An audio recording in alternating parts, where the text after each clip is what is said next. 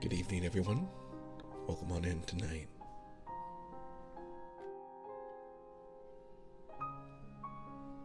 Hi. Also, why do I have those on? Go away. Excuse me?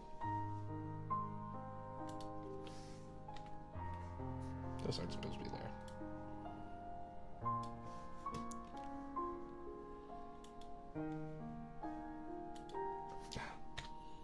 There we go. Anyway, good evening, everyone. Hope you're doing well. Welcome on in. Good evening. Tonight, we are reading more Love and Deepspace lore. We have 3 stories on the dock tonight, going through stories number 12, 13, and 14. 12, Fractal Library Q&A, 13, High and Low Culture, and ending with 14, going back to the N109 zone, discussing a story called Elysium. I hope everyone's having a good day. I was worried that I would not be able to stream tonight. Late last night, the internet company decided to go to town and really dig into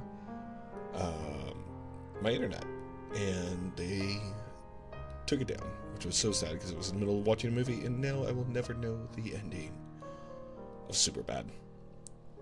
So sad. But happy Thursday. Tomorrow's Friday. One more push to the weekend. You're almost there. So hang on while I help everyone get relaxed tonight with some more story reading. I'm sure the first story is going to be about Zane, second story is probably going to be about Raphael, and the third story is probably going to be about Mr. Silas. I'm also a little tired today. I slept in so late. I got up at 1, which is very rare for me to sleep in so late. I used to sleep in late all the time when I was just a wee kitten, but not anymore. I usually get up around 8. Anyway, glad you're all here. Let's go ahead and dive into our readings for tonight. Insanely, hello, how are you? Let's start with story 12 from World Underneath, readings in Love and Deepspace. Title: Fractal Library Q&A. Question 1. Why is it called the Fractal Library?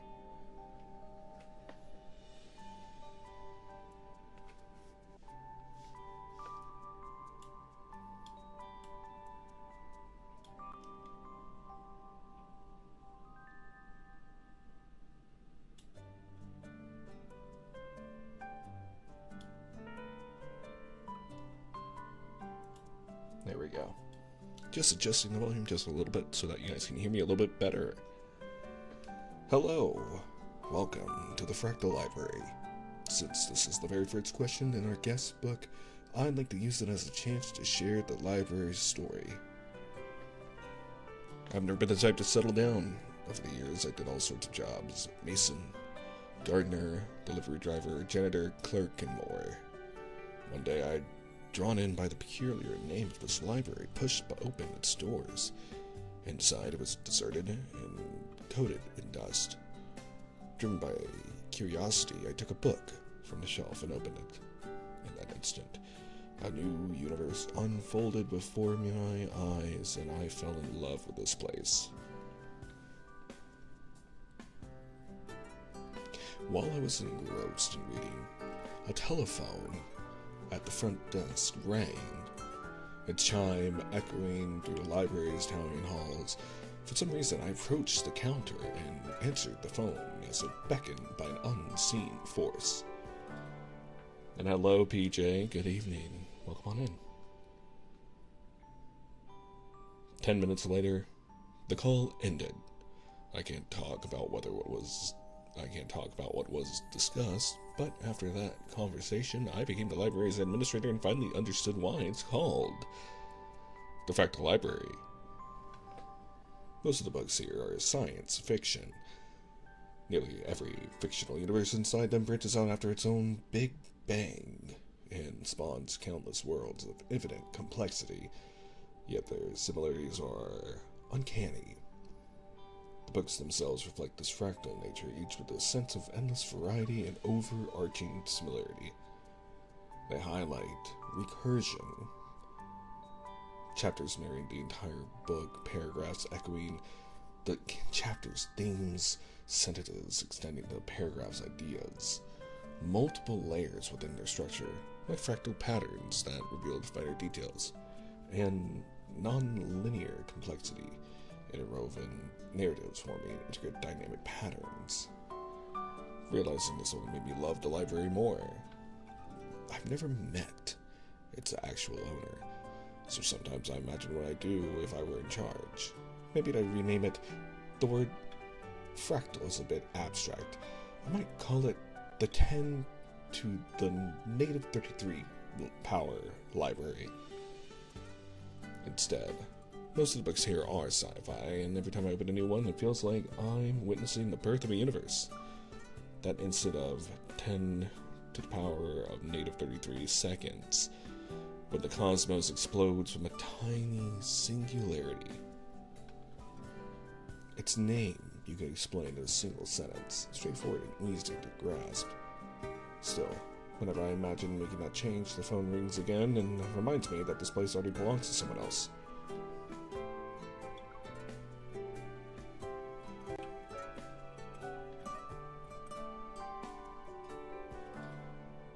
Question 2. Why did you want to open this kind of library? Answer 2. First of all, I didn't open this library. It's always been here. I'm just a temporary administrator. But I can tell you why one phone call convinced me to stay inside from the money. Change is the only constant in the world. As I said before, I used to wander from place to place and never stayed in one spot for long. Over time, I learned to love that free-willing life, until I stumbled upon this library. Here I found everything I had seen and experienced. Even if I traveled across the entire globe, it wouldn't add up to a fraction of what's contained in these shelves. This place holds countless stories and infinite possibilities from ancient times to modern days and distant oceans to nearby mountains. Human imagination truly knows no bounds. Many ancient myths have become today's reality. Perhaps all the things we consider impossible now and the mysteries we haven't observed really exist somewhere. Maybe in the future, or maybe in another universe. I choose to believe in the worlds that you can find in these stories.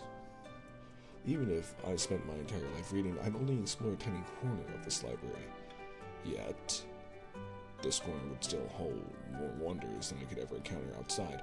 As an administrator, I feel like my journey here has no end, because I never know what awe-inspiring world awaits me each time I open a new book. There's another reason that's even more important. The more I read, the more I sense an unavoidable responsibility resting on my shoulders. I'm waiting for someone. I know an atheist will step through these doors one day. Sorry, a little pause in reading. An atheist, very specific. That person is the library's true owner. How do I know? Call it intuition. My curiosity refuses to let it go, so I need to see what kind of person would own a place like this. I'm certain that if I wait long enough, they'll appear before me. P.S. Dear readers, I hope you'll spare some time in this ever-changing world to read. Explore times and places beyond your experience and discover all that lies within the pages. Question 3. Since there's an extensive collection, which book is the curator's favorite? Answer 3. First, let me say again that I'm not the curator. I'm just an administrator. Now, about your question, let me think. Choosing a favorite, this is tough. I can't pick one, but I can tell you about a story that really stuck with me. I still think about it, even when I finished reading it a long time ago. It was set in a world obsessed with efficiency. People had no names, only numbers. Those in power genetically screened embryos and based on the results decided their entire lives from what education they get, what work they do, and whom they love and marry, and even the traits of their children. This sounds like Brave New World or 1984. Brave New World, but more so Brave New World. Yeah, Brave New World. Everything was determined by genetics, and the talents bestowed by the gods were fully realized. Nature and nurture, perfectly fused, left no room for debate. No matter where you looked, it seemed like flawless harmony. At first, the world seemed dazzlingly beautiful, and everyone believed this was exactly how the world should be.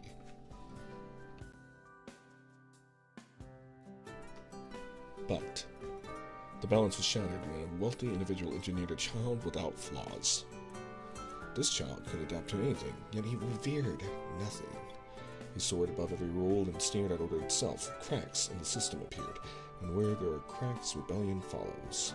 But we all know that rebels in any universe are branded as traitors, and they are forever condemned in history. I encountered another world. It was nothing like that harmonious place I described before. By the time I looked at it, it was already on the brink of death. Everyone but him had fallen victim to a virus that stripped away the human form and humanity. It turned people into an energy that would perish along with the planet. It reminded me of cancer cells.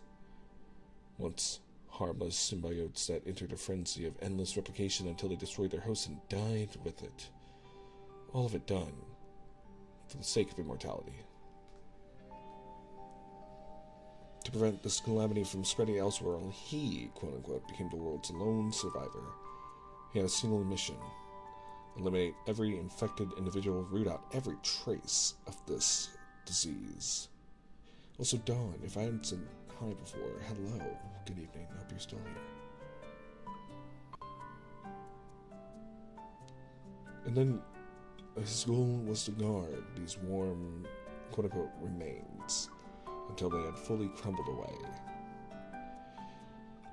He waited for what felt like an eternity until all drifted into emptiness. He became a prisoner of time, the embodiment of loneliness, forever the last person. And in the end, as the final speck of that world turned to dust, he vanished too. Now that I think about it, the stories that truly stayed with me all seem to prove an old saying. Happy stories are the same, but unhappy stories each have their own kind of unhappiness. Once a story finds its perfect ending, it stops and no one looks back. Imperfections, however, remain unforgettable. They echo without response until the end of time.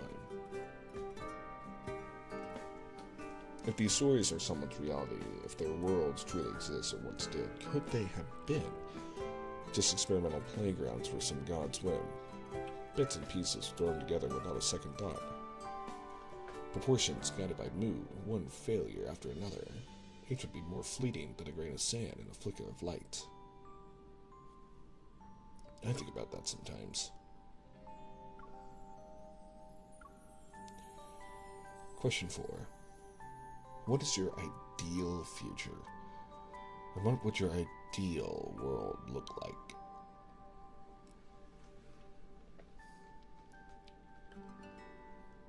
It's interesting that you asked about an ideal future. After we talked about books. Perhaps you notice how most sci-fi stories tell the future as one imagined at the time they were written, from the perspective of the end of time. The future is just another piece of that universe. The universe isn't good or bad, it's simply a collection of stories following their own laws. If you understand those laws, you can see the final page. That's the theory, anyway. But stories come from life, and reality is often stranger than fiction. Even though this place has shown me countless possibilities, how I spend each day is still up to me. We might be tiny on a cosmic scale, but within our own little universes, we're everything. Even if we use knowledge to predict where the world might go, we can't be sure of our own futures. Maybe that uncertainty is what I find most ideal. I just noticed I'm humming a little tune. It's amazing how long I've been here. I picked up habits from those around me. As for the ideal world, if I must respond, I suppose the utopia, quote-unquote, so often mentioned in book sounds appealing. It's a place where everyone can be who they want and live as they wish. But a world with nothing but light and no darkness is as stagnant as a dead pond. Such a place can never exist. Still, I hope everyone can become their own utopia. After all, there's no law against making a wish, right? People can wish wherever and whenever they please. And I'll write my sincere blessings for every reader here.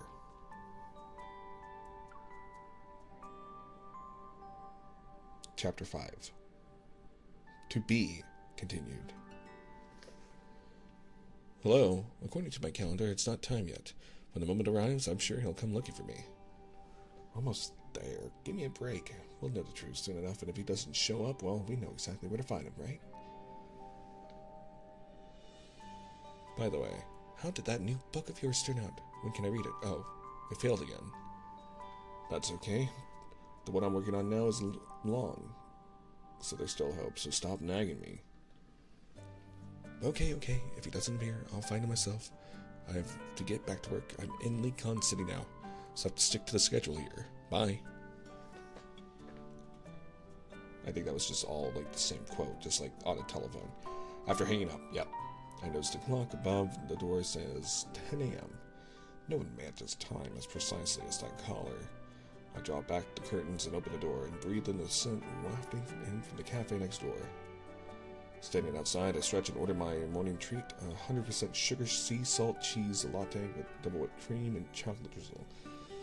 It's a sweet dopamine rush to kick off a lovely day. Cheese latte. I know some people put cheese in their latte, but oof. I mean, I do love cheesecake.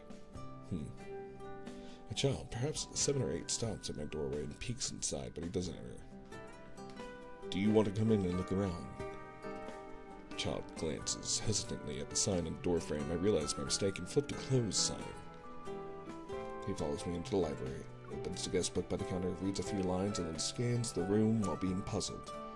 He soon meets my gaze. A library, but most of these things don't look like books. What a perceptive kid.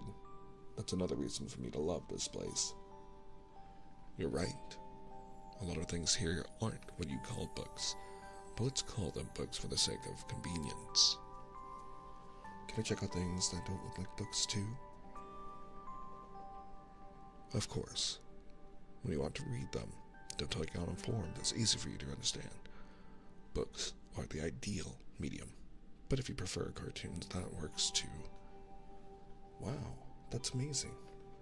Wow. Sorry.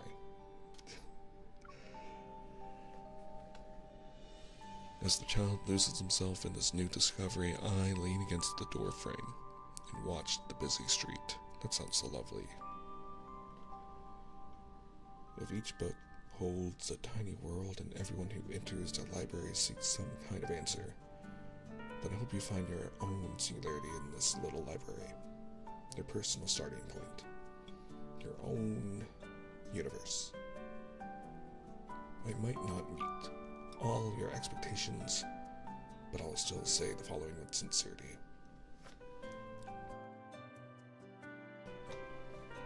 Hello.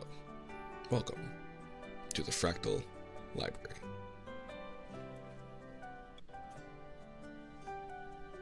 And that is the end of our first story of the night. Q&A from the Fractal Library.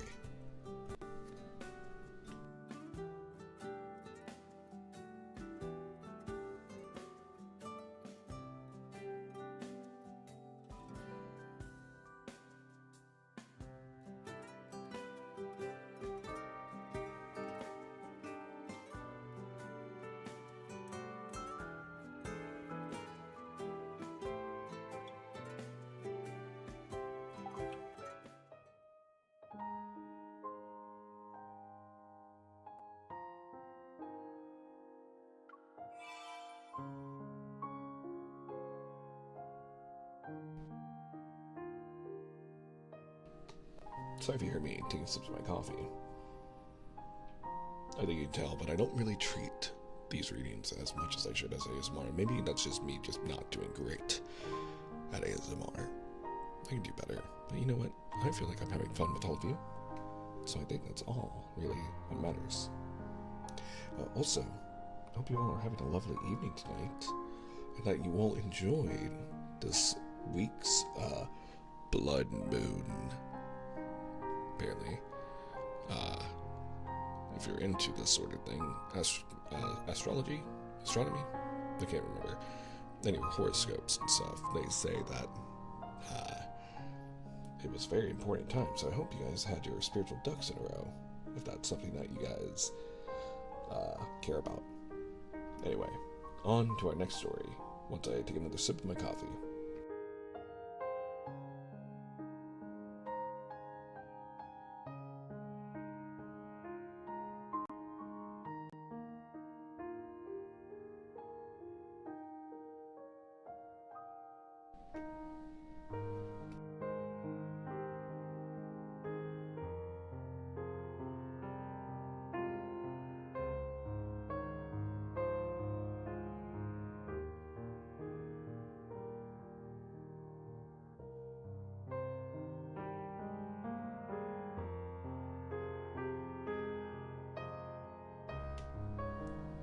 Now, sorry, that was very loud. Now, on to our next story. Story 13, High and Low Culture.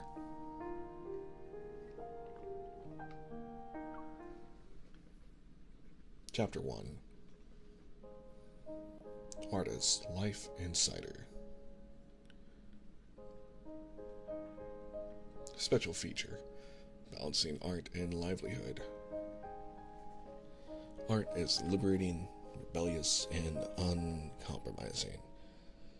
Yet, when art intersects with markets, promotion, and commercialization, artists often need a trusted partner, someone who can help them step out of their own world and connect with the outside. Today, we have the privilege of interviewing Mr. Thomas, Raphael's gallery manager. While Raphael's paintings overflow with personality and romance, Thomas's work lies in finding balance within this freedom, paving the perfect path between artistic creation and the art market. Join us for issue 14 of Artist Life Insider as we delve into the gallery manager Thomas's story. Opening. Mr. Thomas, hello. Thank you for taking the time for this interview. Could you start with a self-introduction to help our readers understand your background and work?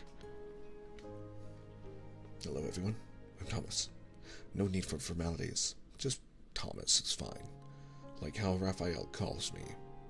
I've been in art management for several years now. I started as an agent and later partnered with Raphael to open a library. Focusing on curation and contemporary art promotion, Raphael and I aren't just business partners. I'd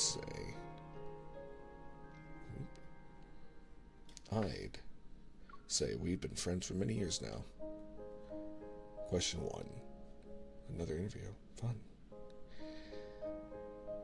As both an artist, manager, and gallery director, what do you find most challenging in your daily work?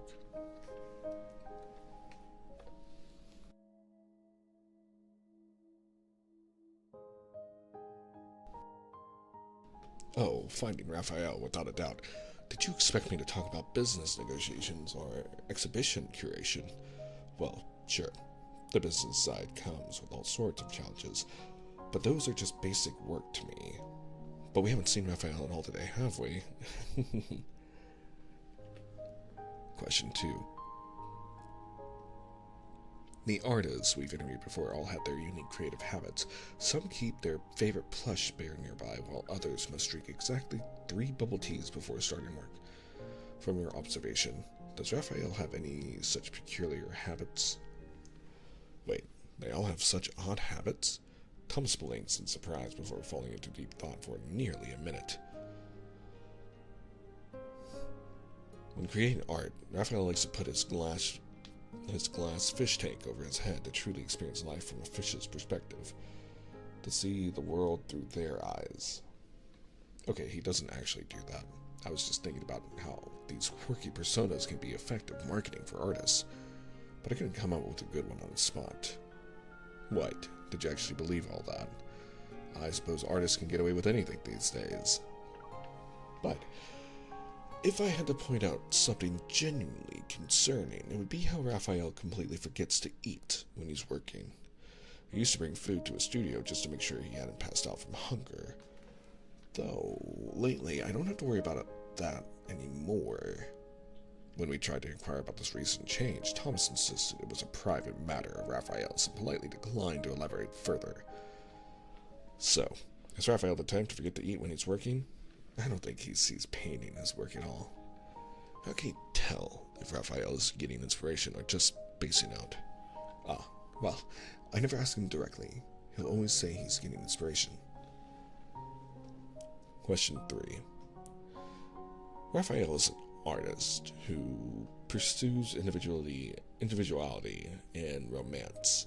Do you think commercialization restricts him? Sometimes I wish it would. Just a little. Thomas sighs wistfully at the thought.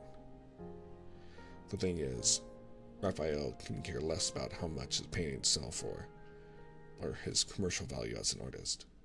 We're only bound by things we care about, aren't we?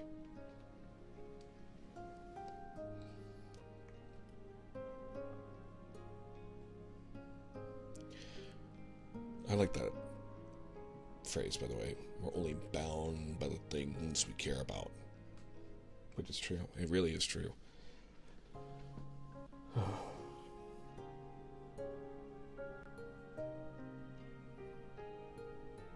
Wistful contemplation.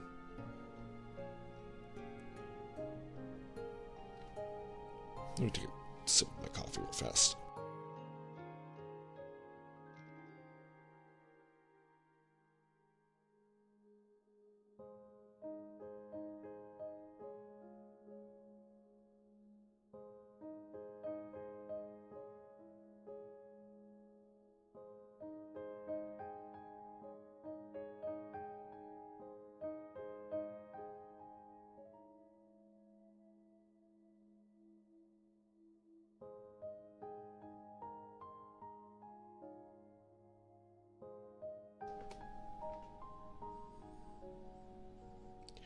Question 4. Have you ever considered what would happen if Raphael lost his creative spark? Oh, that's impossible. This was Thomas's most resolute answer of the entire interview. Question 5. This interview will be released during art school missionary season. Do you have any words for those who are about to enter this field? First, to all young aspiring artists, congratulations on choosing a path full of challenges and endless possibilities. Second, there will be certain moments of uncertainty along the way, but as long as you stay true to your artistic voice, you'll eventually find your own path. Who knows? Perhaps one of you will become as remarkable as Raphael. I'll definitely be there to sign you when you do. Finally, try to dance with the industry. Art isn't just about creation, it's intimately connected with markets, audiences, and society. Understanding how the industry works and finding your place within it is an art in itself. Your work will ultimately dialogue with the world through various channels. Here's to all the young artists. May you find joy in the world of art. Ooh. And here I was thinking that this was a relatively very short reading, because we only got 3 chapters, but the last chapter... Uh-oh.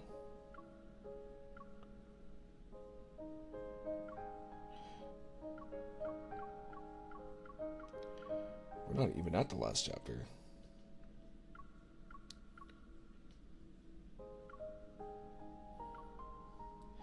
But this next chapter is 13 pages. And the chapter after that was only 4. So, not that I'm complaining about the length. Or the content. Anyway, chapter 2, Birthday.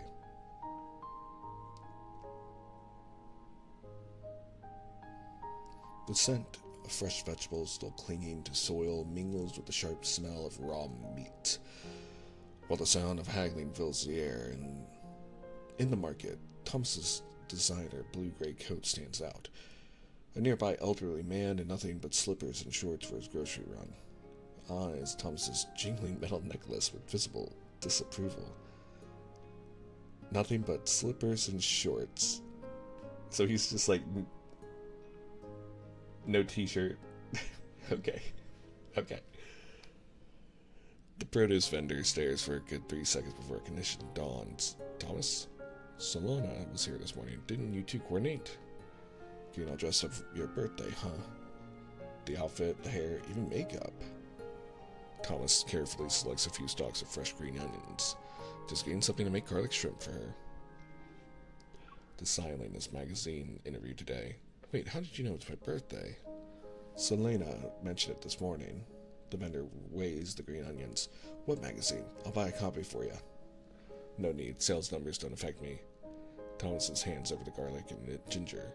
If you really want to show support, how about discount? A discount but my wholesale price from the farmers. Selena told me you sold her Chinese cabbage for $15 this morning. Oh, fine. Here you go, Mr. Artist. Fussing over a few dollars, just take them. They're on the house. To get back to the day's interview, while it wasn't meant to be impromptu, having Thomas as the interviewee was purely a work mishap. I'm terribly sorry. I mentioned it to Raphael, but I've been so swamped lately that I didn't realize I hadn't synced his schedule. He's probably off getting inspiration in some remote mountain with no signal again. Thomas apologizes profusely. Do you have a backup plan? If needed, I can help contact other artists we've worked with. But a magazine came specifically for Raphael for several minutes before finally reaching a solution. Interview me? Me? Thomas points to himself in surprise. Art school admission season waits for no one, and we need to submit the draft immediately, the staff explains. Please help us out, Mr. Thomas. We need someone to fill the pages today. The interview itself turned out quite relaxed, and afterward, the staff invited him for seafood barbecue at White Sand Bay. Ooh, I've never had thought about seafood barbecue. I didn't know that was a thing. That sounds delicious. They had actually brought a gift box of mantis shrimp as a gesture of sincerity, but with Raphael absent, they had no choice but to enjoy an extra meal together. You will go ahead, Thomas waves them off. It's my birthday, so I'm heading home to celebrate with my wife. What? We had no idea you were married. Happy birthday, Thomas. This is so sudden, we don't have anything else to give you, but please take this. Thomas feels the weight of the seafood gift in his hands and looks at it in surprise, swallowing back his polite refusal. Well then, thank you everyone, I'll graciously accept. My wife happens to love garlic shrimp. Ah, you're so sweet. As Thomas opens his front door, he is struck by the thunderous sound of crying. Selena is cradling their wailing daughter, her gentle cooing doing little to soothe the baby. Thomas quickly sets down his things and rushes to the kitchen. With practiced movements, he mixes the hot and cold water, levels off a scoop of formula powder, pours it into the bottle, and shakes it thoroughly. After letting it settle, he tests the temperature against the back of his hand. 40 degrees Celsius. Perfect. Making formula for their daughter has turned both Thomas and Selena into human thermometers these days. The piercing wails finally subside with the warm bottle of formula. Selena gently pokes their daughter's chubby cheeks. You little glutton, you just had formula 2 hours ago. Don't listen to Mommy. You're not a glutton at all. Eat up, you'll grow big and strong. Just as they finally manage to get their daughter to sleep, the phone breaks the silence, undoing half an hour of the couple's efforts in an instant. While Selena hurries to comfort their crying daughter again, Thomas takes the call and walks to the balcony. After handling some business matters, Thomas ties on an apron and heads to the kitchen. As he pours the seafood from the gift box into the sink, water splashes up and Selena chuckles while grabbing some paper towels to wipe his face. Just as he's about to start preparing the seafood, his phone buzzes in his pocket again. With both his hands occupied, Selena takes out his phone and holds it to his ear. Thomas continues peeling shrimp while talking to the person on the other end. Regarding transportation, I've confirmed with the logistics company the timing works. The lighting design needs to be adjusted based on the exhibit's material and color schemes to ensure proper presentation. We should use neutral tones for the background to avoid competing with the visual focus of the exhibits. As for the overall atmosphere, Thomas takes 4 phone calls in the time it takes to prepare dinner. Finally, as the couple enjoys their homey dinner of dishes and soup at the coffee table. Dinner of dishes and soup at the coffee table with their TV. The perfect way to eat a meal, by the way. Thomas's phone is silent, as if it too wants him to properly enjoy his birthday. While Selena goes to get the cake from the fridge, he quickly switches to the mystery show on TV to his favorite romantic drama, Let's Watch the Meteor Shower. Returning with the cake, Selena glances at the screen and sighs with familiar resignation. This show again. Are you sure you're really an art professional? High art meets pop culture. Pop culture meets high art. In the flickering candlelight, Thomas closes his eyes and makes his birthday wishes. May Selena be safe and happy. May our daughter grow up healthy and strong. May our family stay together forever. Oh right, and Raphael. Hope he gives me less to worry about this year, and may he and his bodyguard be happy together for a long, long time. The moment he blows out the candles, darkness falls and his phone decides to vibrate at that exact moment. Thomas reaches for his phone with resignation, but upon seeing the caller's name, he springs to his fate. In one fluid motion, he throws on the blue-gray coat draped over his chair and heads to the entryway to change his shoes. It's Raphael. If he's calling at this hour, it must be important. He's probably back in Lincoln. I need to go see him. We'll have the cake when I get back later. Answering the call, he hears Raphael's unusually serious voice. Thomas, come to me. Quickly. I have something extremely important to discuss with you.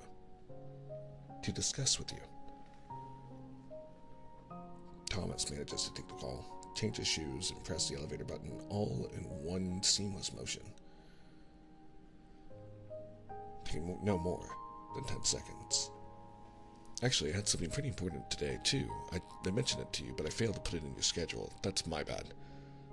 Raphael sounds confused. Huh? Does this need to go in my schedule, too?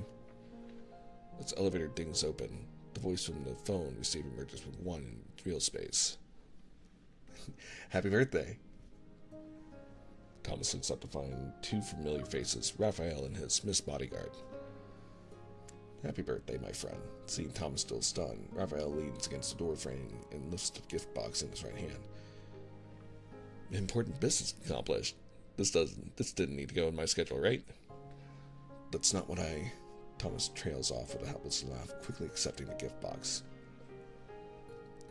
Come on for a bit. Have some cake. Better not. You might lock me in and start demanding manuscript updates. The girl, still in her hunter's uniform, playfully shrugs and links arms with Raphael. Free time is precious. Spend it with the ones who matter. We won't keep you any longer. Exactly. Stop thinking about work and watching my every move. Raphael waves with a light bye and turns away, walking into the evening breeze with his Miss Bodyguard. And so, Thomas returns to his doorstep, gift box in hand. Click. The key turns in the lock, and the corridor's motion sensor light flickers on. Behind the door, Solana's face lights up with pleasant surprise. You're back already. Nothing urgent with Raphael. He just came to deliver this, he says, setting the gift box on the table with a pat. Now then, let's go cut that cake.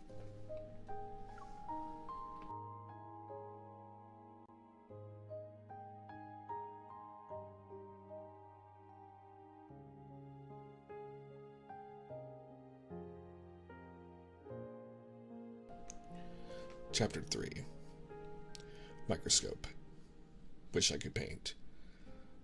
As an art school applicant and devoted fan of Artist Life Insider, I heard this one would feature Raphael, saved especially for the day before my entrance exam, hoping for some inspiration from my idol.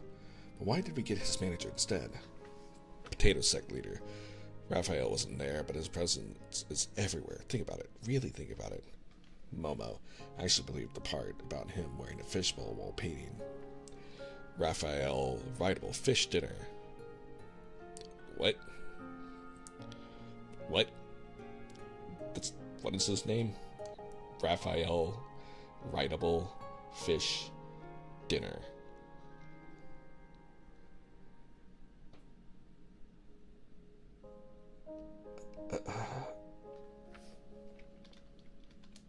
Hold on.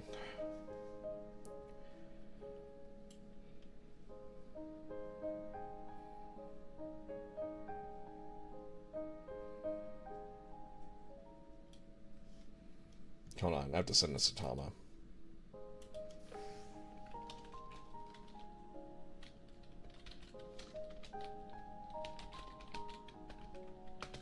Someone at Infold.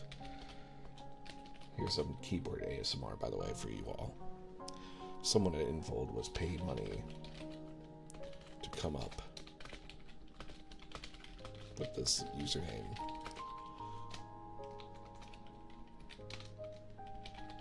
For this world.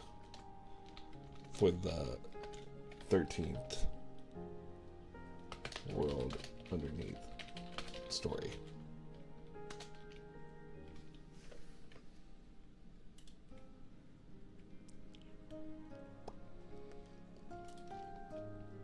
I'm going to post that in our Discord too, so that people can actually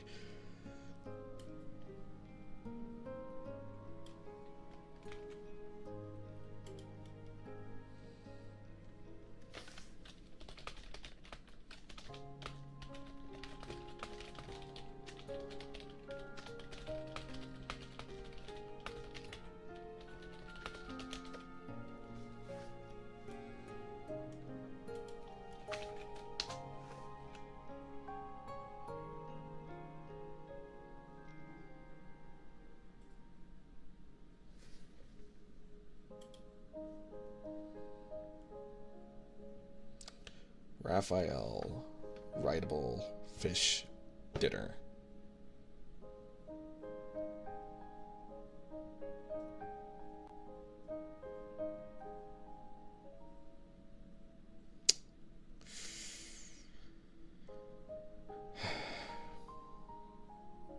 Well,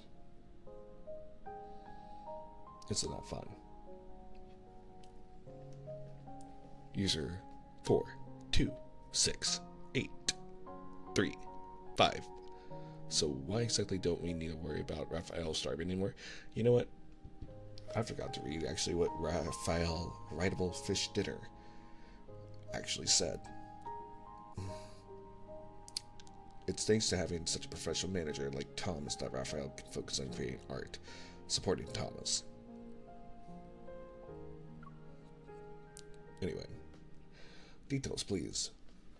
Night reader of useless books. Raphael's truly strong for never complaining about the industry. Garlic shrimp supremacy. Thomas clearly shows his expertise as manager. The insights he shared in the interview are really valuable for anyone planning to enter the art industry. Good luck to everyone with their entrance exams. Confident women live best. When is Raphael releasing new work? Just a leak. Was hoping to read about a master artist's journey in the special exam issue. The art exam specialist generating quite a buzz online. Thank you, Mr. Thomas. After hanging up, Thomas pauses his work and checks his phone, wondering if his insights had particularly resonated with art students and guided countless exam candidates. On the trending page, several topics are marked with red viral badges. Hashtag Artist Life Insider. Hashtag an art exam special. Hashtag Raphael.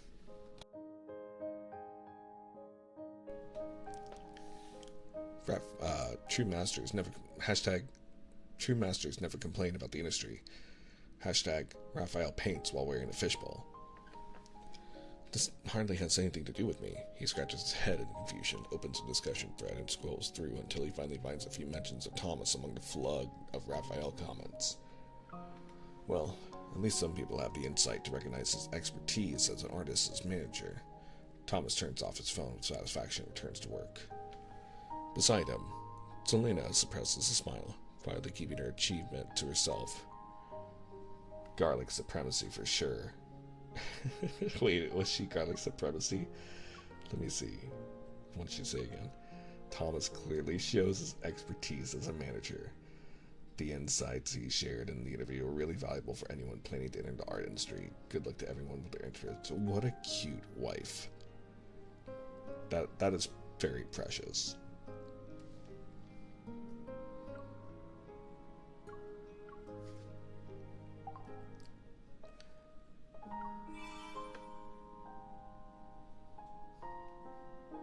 Now,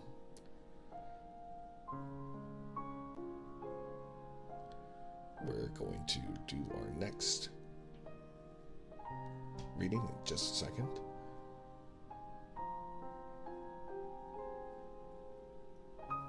I'm going to rest my voice and drink some coffee and get some water real fast.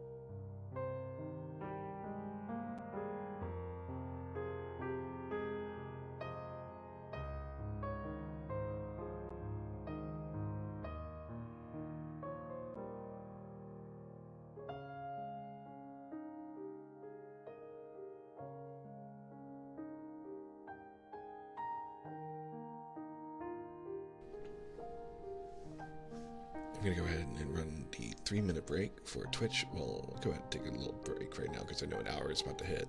So let me just do that real quick for everyone.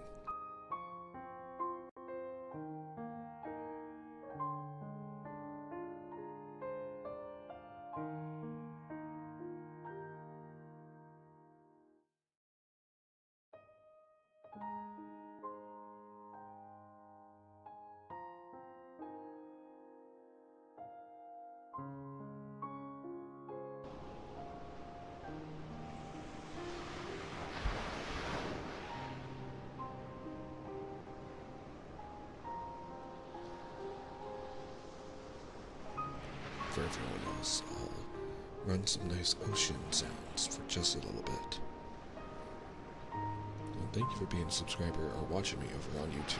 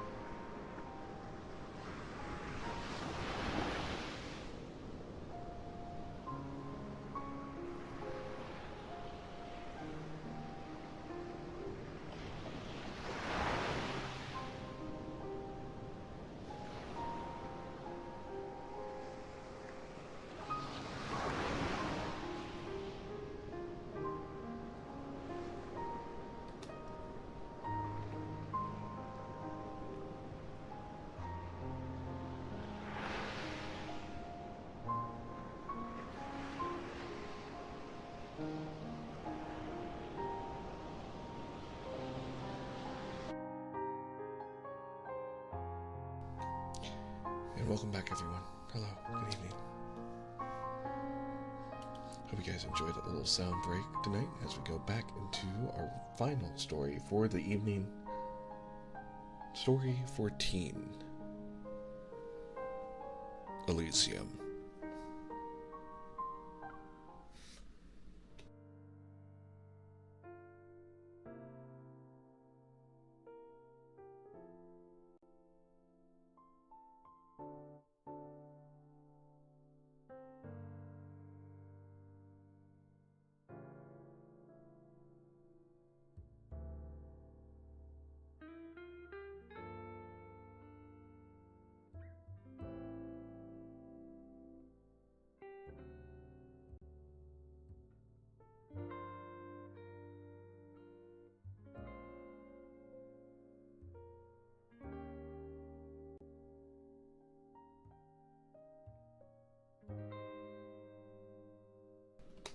Just adjusting the in-game music audio volume real fast.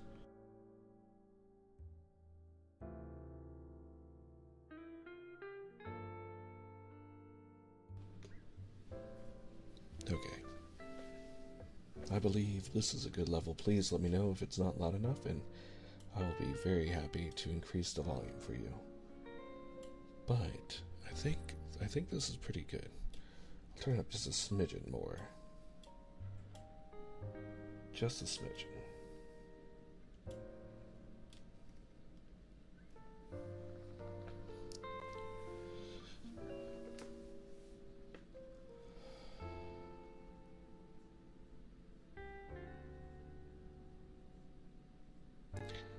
Chapter 1. Meeting.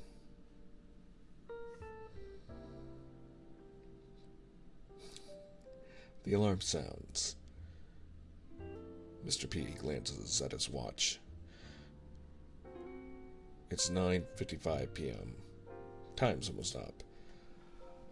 He quickens his pace. He has a date he can't miss tonight. The sidewalks of Murda Street are nearly empty in the darkness. For the opulent capital city of crime, the N109 zone, this is just one of many waking hours. Neon lights blur into a misty haze, but Mr. P has no time to savor them. He lowers the brim of his hat, tightly pulls his coat, and keeps walking. He pauses at a window filled with over-the-top decorations. See, I've been meaning to say this for a while, but it's interesting to me that we keep hearing about how much of an enigma and mysterious and cut off from Legon City, how no one really knows what goes on in the N109 zone, yet you hear about this opulency and capital of crime, so you think all this stuff would be broken into and busted, because it's not fully clear to me, I don't know if it's a fully functioning town, because there's bosses and such, and it seems to be some mayors, or at least people who control certain sectors, but because there was that devastation that happened with the lab, but was it just there? Was it just for the lab that happened there, or did it affect the entirety of the N109 zone? That's what I'm not fully sure of, because I think it insinuates that what happened with the MC affected the whole area, and that's what created the zone. Or maybe I missed something, or maybe I'm not remembering something, because I feel like I reread about how the Deep Space Tunnel was involved as well. But people live there and they thrive. Well, there's businesses, there's food and high-end cocktails, and Mr. Bossman himself, Silas, gets access to just so many, very high-end things, and there's always so rich parties and very opulent. It's just the opulency is just boggling to me, to how we hear about so much crime. It's just it's everyone's just carrying a gun. It's just is it crime and just everyone's just carrying a gun, and there's just no in like a Lecon City, like that's against the rules or whatever. Like, what's going on here? Anyway, interesting all around.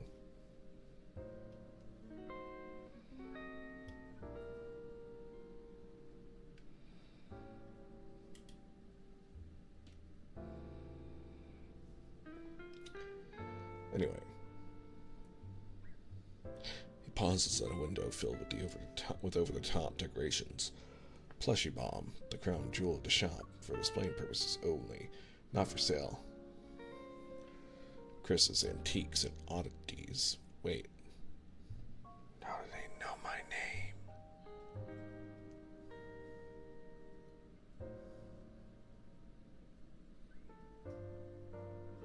How do they know my name? Also, this is the truest ASMR I've ever done. Is this alright? I don't like the pitch of it.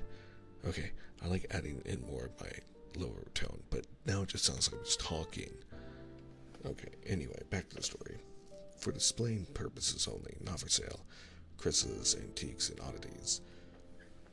Behind the sign sits a frog plushie inside a bird cage. He checks his newly acquired diamond-studded watch to see here about all this stuff. Well, there's still a bit of time. Welcome to Chris's Antiques and Oddities. Don't touch anything if you aren't buying, unless you're interested in a taste of the lead. So it has to be like they're just all freaking carrying guns.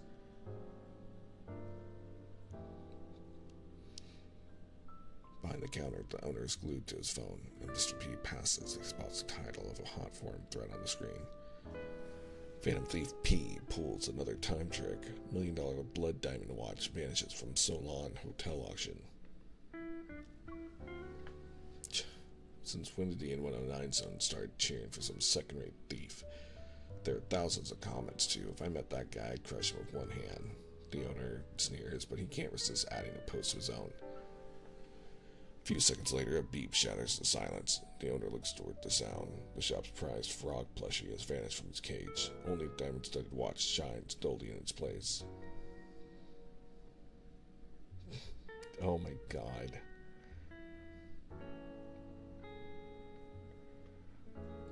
Frog plushie for the diamond-studded watch. On the street lined with bars, Mr. P emerges from an alley. So he's the Phantom Thief, is what I think I'm getting. He tosses the frog plushie in his hand. Then he drops his dismantled bomb into a trash can. The design was outdated. At least the color still pops out. He straightens his hat. Behind him, neon lights quietly turn on and trace his figure in a faint glow. 10 p.m. That's when Elysium officially opens.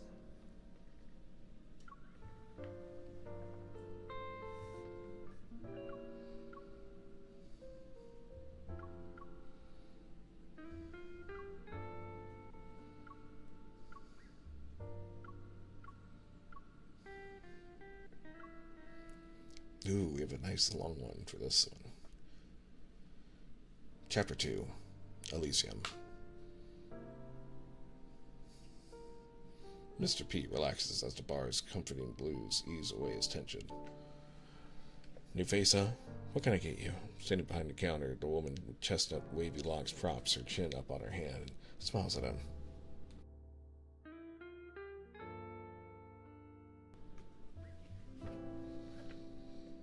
I'll take the connoisseur's menu.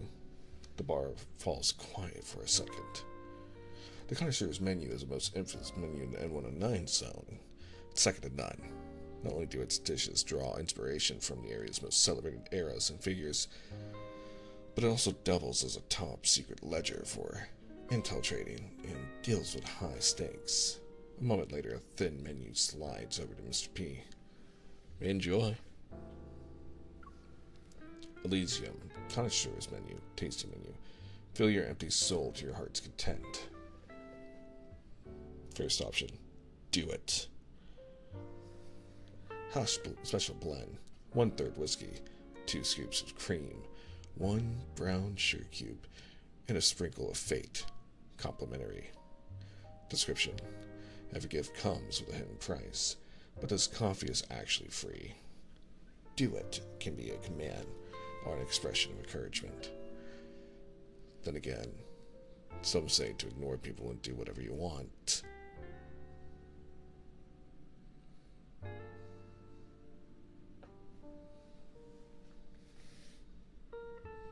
I feel like that's like a Russian roulette kind of dealio.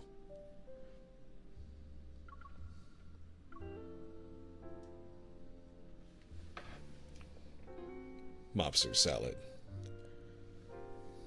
Mashed potatoes, eggs, fresh, shrimp, chickpeas, and yogurt, all crushed together with desire.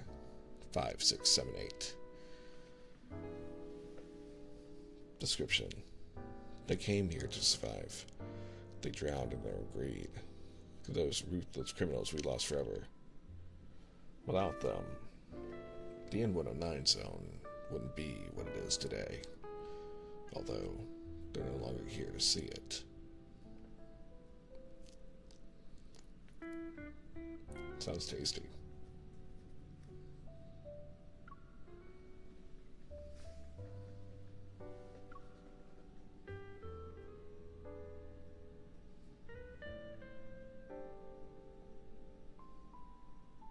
Like it's cooked. Well, Now it does sound tasty.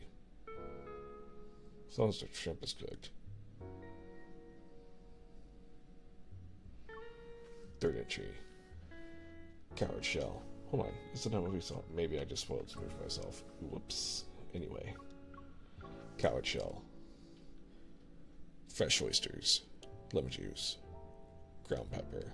And a dash of courage. 1, 3, 4. Description. Without their sturdy shelter, the spineless remain spineless. That's why we built our foundation from the strongest materials. This dish honors those misfits who once graced our establishment.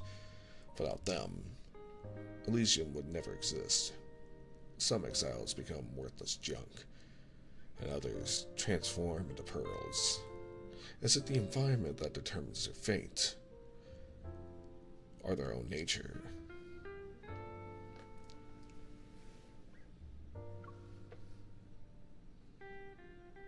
The N109 Grand Platter. Venison from acorn-fed deer, white truffle cheese, white caviar, and blue lobster tart with mango. Complimentary to the true VIPs. 3, 5. Description. 4 distinct powers dominate the N109 zone. They are the true players at the N109 zone's gambling table. A platter of 4 rare delicacies. They don't complement each other. They're just equally expensive.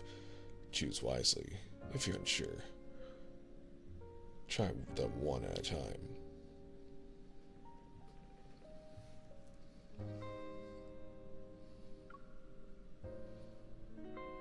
Next entry. 24-karat exchange artist.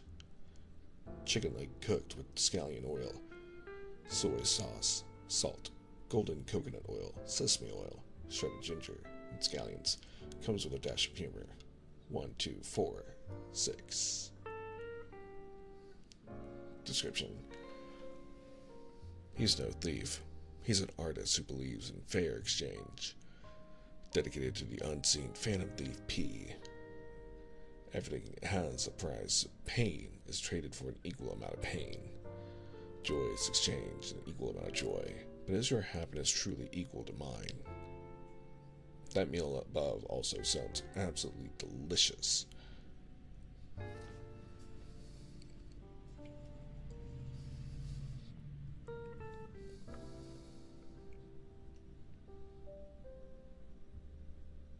I'm really enjoying this, hanging out with all of you. It reminds me of a time of working in a coffee shop. I used to love menus and coming in with different drinks and such.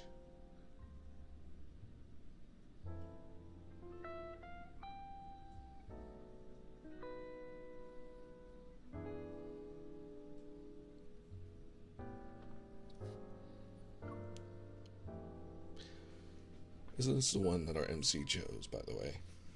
The point of no return. Smoked pigeon, saffron, pickled onions, barley, toasted truffle bread with au jus, at 100% trust. 5, 7, 8. Description: at Caron, no deal goes unmade. The pigeon, quote-unquote, meat from the market's arena, a rare delicacy available only this season. Pay the appropriate fee, and they will fulfill your every wish. Remember, once a deal is in place, there's no turning back. So this is like, give it all. Ooh. This one also sounds familiar from the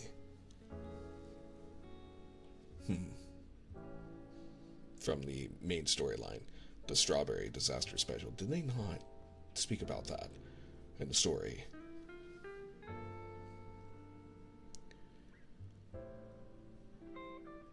It's made of strawberry ice cream, fresh strawberries, strawberry sauce, chocolate-covered strawberries, chili powder made from the red Savina pepper, and a 4-leaf clover.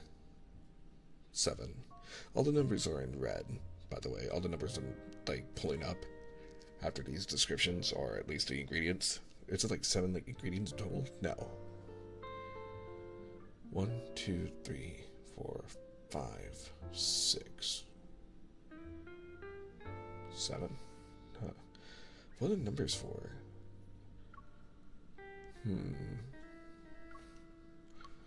2, 3, 4, 5, 6.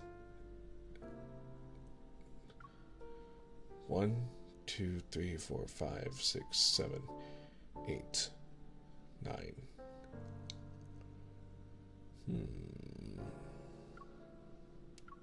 Anyway, the description: if you survive 2036, the gang war that engulfed the N109 zone. Ooh, how old will I be? I think in my brain. What, 2025? Ooh. This is a dessert you can't refuse. Rich ice cream wrapped in strawberry sauce and spiced with chili to sting your tongue. Like that night when the streets ran red. Not all survivors were strong, and not all the stronger survived. Wouldn't you agree, you lucky duck? Today's special, sweet evil trap. Oh.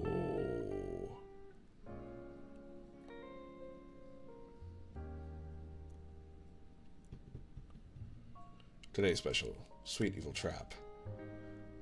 Pepper walnut tart, rosemary gelato, pomegranate jelly, red wine marshmallow, and 10.5 grams of soul. 0. Description: I'm waiting for you. Special services. 1. Assassination. 2. Arms deals. 3. Infiltration. 4. Intel collection. 5. Mediation. 6. Substances. 7. Predatory trading. 8. Proxy deals. 0. Today's special? Question mark. So, I'm assuming if we were to go back to... Ooh. We have this here called Coward Shell. That would be... Coward Shell is 134134. Assassination, infiltration, intel collection. Ooh. Point of no return is 578. Mediation, protocol trading, proxy deals. Ooh. 7. Protocol trading. Oh. 578.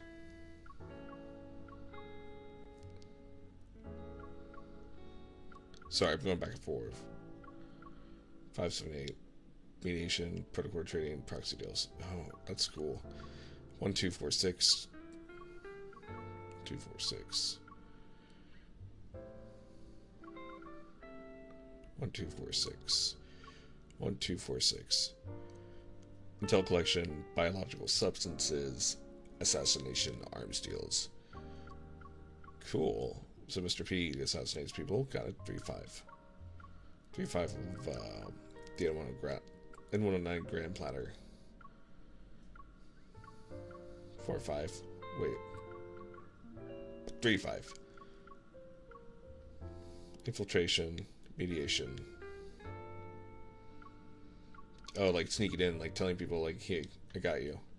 Oh, I see. Like 4 distinct patterns, infiltration, mediation. Okay, we'll find someone to actually talk to them for you and help you out. Try them one at a time. Okay. Okay. And then do it. Complimentary. Oh, that's nice. So you just say, like, do it. That sounds delicious, though, by the way.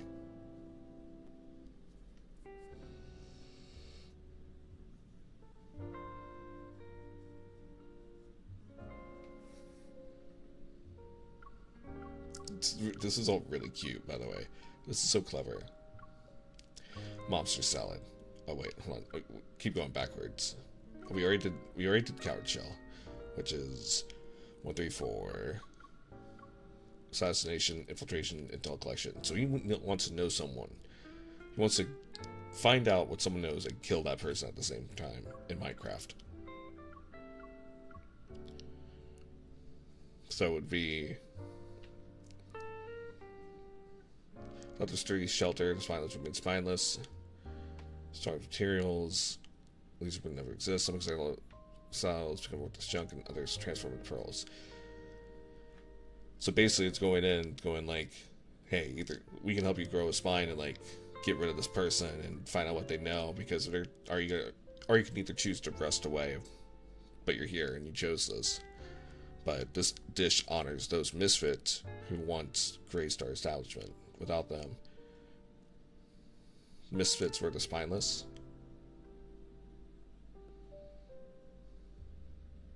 Who wants Greystar establishment? Without it, at least would never exist. Some exiles become worthless junk.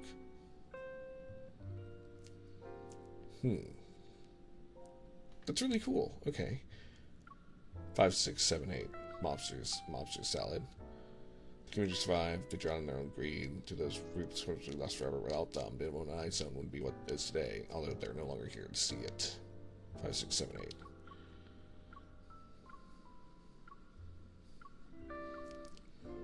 Mediation, biological substances, protocol trading, proxy deals. So that's like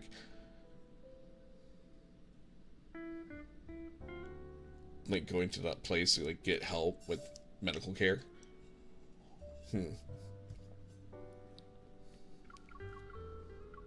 Maybe. Huh. That was so cool. I enjoyed that.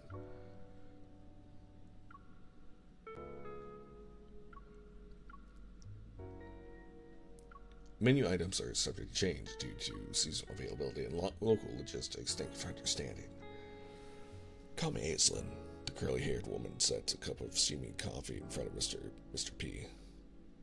This Thursday to brew on the house for those who choose the connoisseur's menu. It's been a while since anyone's new asked for it, so I upgraded you to a large cup. Do it? Mr. P picks up the cup. This is some kind of go-getter philosophy for life. Oh? Aislinn, I hate that I'm little, like, interlude here, or insert here. I've been imagining, like, friends and people I know, but for the person I'm imagining for this, it's interesting that I would imagine them. That's all I'm saying.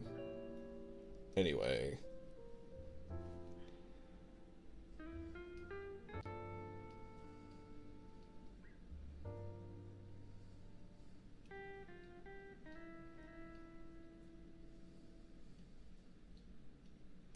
Oh, Aislinn toys with a curl of her hair. So that's how some people interpret it. Do it. Just do as you're told. This is what Aslan heard the most as a child. You're worthless, Brad. Do what I say. One more word and I'll kill you. In Minecraft. By the time she was 12, Aislinn, which is a beautiful name by the way, learned not to close her eyes when fists were flying. Keeping her eyes open let her read the direction of the blows, protect her face and gut, and choose where to fall to minimize injuries. She got lucky that time. He wore himself out quickly and sent her off to buy liquor. Before leaving, she glanced at the drunk who claimed to be her father. Of course, it was only true in the strictest biological sense. Then she limped away.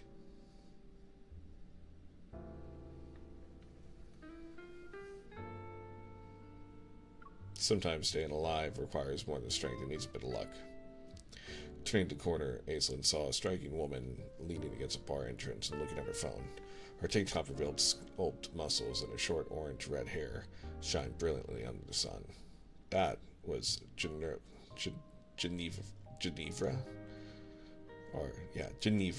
Or Ginevra? Genevra. We're going with Genevra. The bar's bouncer. Aislinn knew her. She had seen Genevra single-handedly knock down a group of drunks. They lay in a pile. She's amazing. He was stronger than that. With that thought, Aislinn couldn't help but move closer. Noticing her approach, Genevra glanced up and laughed. "Hey, kid. Your face is quite the work of art." Aislinn wiped her wet nose. The blood smeared across her swollen cheek. She was 12, malnourished, scrawny for her age. Still, she squared her shoulders and lifted her chin. "I'll pay you. Teach me how to fight, or at least let me follow you around." Without any hesitation, she shoved all the money that was meant for her father's liquor into Genevra's hand. If she could become her sidekick, no one would dare mess with her again. Genevra didn't take the money. She crossed her arms and looked at Aislinn. "What, you lost the playground scuffle and now you want lessons? I'm not into babysitting. I want my dad to be too scared to hit me again. Can you help me?" Aislinn stood on her tiptoes and brought her bruised face closer. "You..." Genevra looked interested for a moment, but her face fell when a drop of blood landed on her shoe. She heard Genevra curse under her breath. Mr. P has barely tasted his drink before the drink's burning edge brings tears to his eyes. Cough, cough. Who puts booze in coffee? I mean, as I take a sip of my own coffee, not that there's any booze in it, I'm not drinking. Medication I'm on doesn't allow that.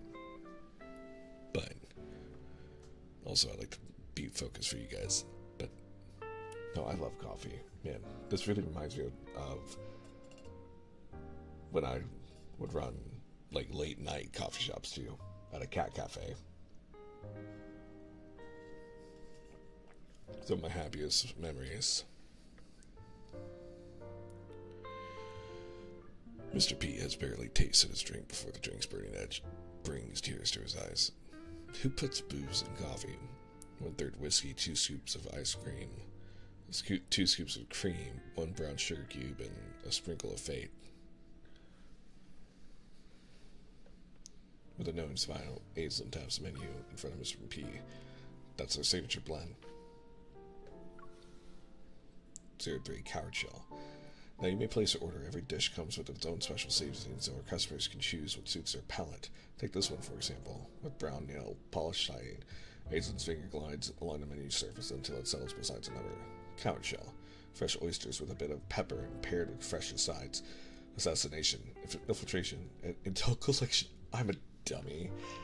I mean, it's cool that I went back and, I realized it before getting to this point, but I feel like I just wasted everyone's time. And I'm very sorry. With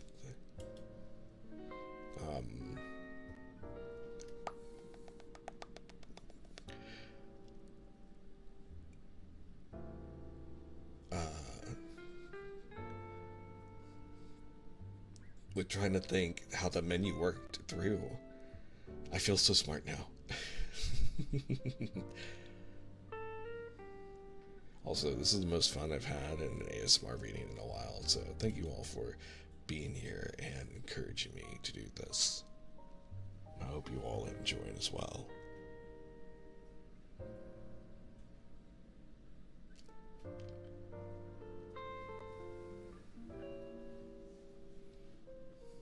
The music, I love this music. I want to listen to this all the time now, just like on repeat. Anyway, going back to the story. Coward shell, fresh oysters with a bit of pepper and paired with fresh asides, assassination, infiltration, and intel collection, a perfect balance of flavors. Following her finger, Mr. P looks at the menu. He's drawn to the text beneath the name. This dish honors these misfits who once graced our establishment. He's interested. In the 9 zone, everyone is practically an oddball. What kind of freak would even stand out? Maybe it has something to do with the word coward?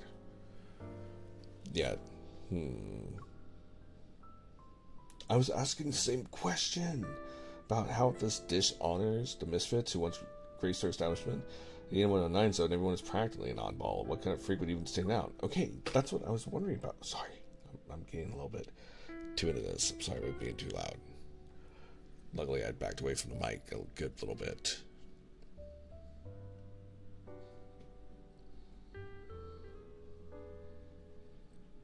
Anyway.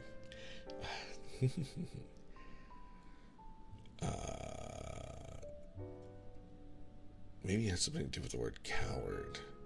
Yeah, no matter how he mulls it over, that word doesn't fit. So it's like people who didn't survive.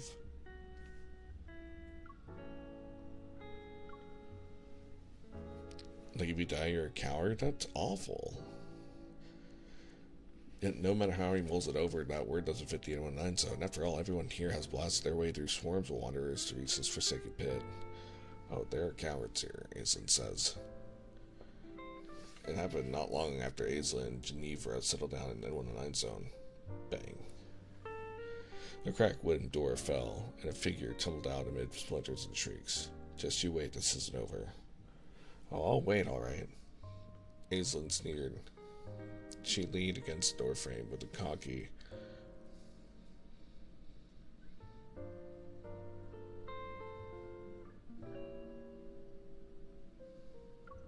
Stance she had picked up from Geneva. Only the man staggered away in fear as she turned to steady for his burger door. It was already the third batch of thugs this month who tried to extort protection fees and stay open to Elysium. 2 years before, the Chronorift catastrophe struck. Yeah, okay, the Chronorift catastrophe. I remember now. It's coming back to me about how this all came about for the N109 zone. Abnormal point-of-field fluctuations reduced this prosperous tech hub into a lifeless husk. Yeah. So everyone there is like rich because there's so much to have, but like, man, ooh, interesting. Sorry.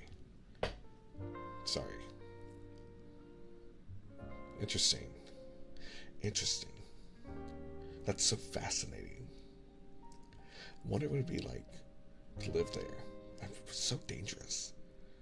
I don't think I would. No, I don't think I would. Not at all.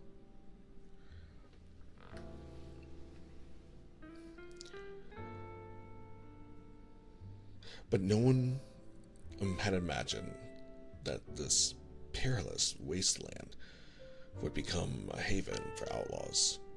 Here, law and order meant nothing. Only strength ruled over the weak. Geneva, why are we here? There isn't any sunlight and the conditions are awful. After walking into the room, Aislinn grumbled and watched the orange-haired woman flex her wrist. Do I need to remind you that? Geneva looked up with a small smile. This is my plan. You tagged along of your own volition. But we're family. Of course I'll follow you. Aislinn declared this as if it were the most obvious thing in the world. 11 years had passed since Geneva took her in. 1 second, I just need to check something. Okay.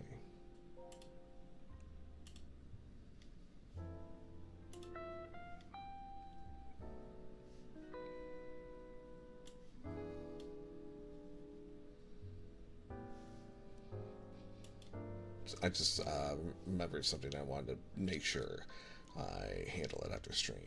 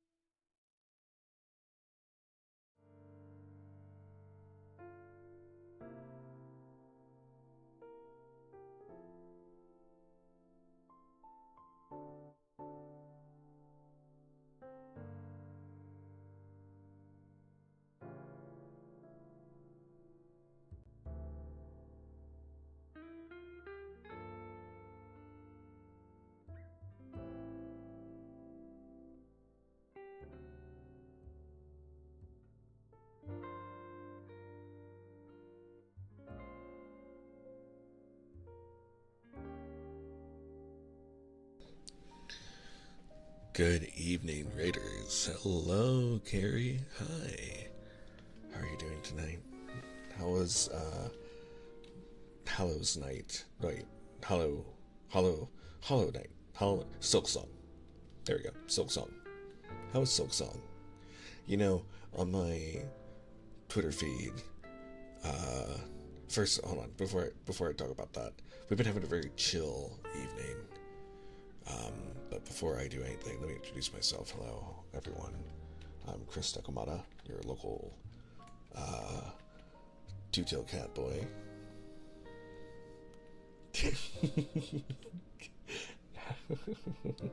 Hi, thank you, Carrie. Thank you for subscribing. I really appreciate it. How are we doing well? Silk Song was good. Didn't make a whole lot of progress, but I'm getting there.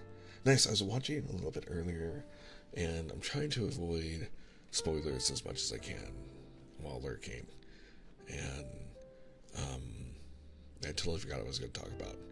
But before I get all into that, hey everyone, I'm a little two-tailed cat boy here to bring a little love, luck, and joy to your everyday life. Carrie, if you need to do some after-stream TLC, please feel free to do that, and I will be here. We're going to be here for quite a while tonight, I believe. We're on our last story, but it's quite long, and we're having a lot of discussions, or at least I'm talking out loud. It's been very chill. It's actually the most fun I've been having with ASMR, just chatting in a little bit while doing it. But yeah, you need some food and go to rest. Please do so. Hope you have a great rest of your night. I hope you do too. I hope you do too. Oh, I need to DM you later. But just like to say hi and stuff. You know, that's all. But I hope you have a good rest. Sleep well. And everyone else who has joined in on the raid, thank you so much.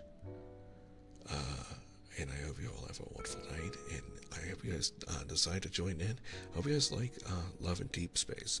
That's exactly what we're reading right now, is a world underneath special side story that gives us a lot more background about the world underneath the MC's life when she's not beating up wanderers or trying to figure out disastrous mysteries about, and also being hit on and pursued by 5 very beautiful men. So it's an Otome game, which I've been having to remind myself more and more that this is what this game is, and I need to really lean into talking about that. And being here, having spent, I believe I started in April, no, or May, doing this reading, and I feel like we're getting near the tail end of our dive and review of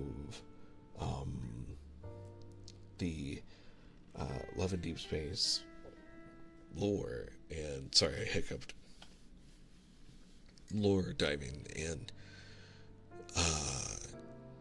again, as a single, very straight male, reading a story from the perspective of a very beautiful, capable, and opinionated, and well fleshed out MC being pursued by 5 different dudes. It's a very, I don't know, there's many ways that this game has like healed me in ways of like how to interact with other guys, for one thing, and because I've had like some personal trauma with that when I was very young, and like very young. I wasn't even in school, kind of young, like the daycare, like family daycare, like pre-K baby like care kind of stuff. I've suffered some life was pretty hard. Family was divorcing, and trauma's trauma. But anyway, classic childhood. I feel like these days, no, not to trauma dump on you all.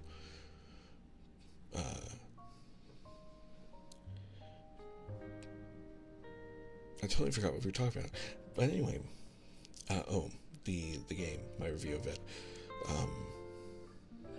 It's not uncomfy at all. I know like a lot of dudes out there have been kind of dunking on the game, calling it like a gooner game or a girl gooner game, and feeling like showing a lot of really much, projecting a lot of personal insecurities.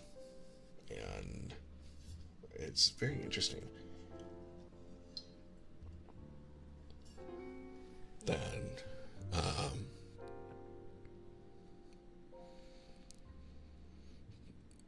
that the story takes so many real, I think, actual mental health issues that men with like PTSD and actual trauma deal with, like when a few of the love interests like Zane or Xavier, if you look at like one of his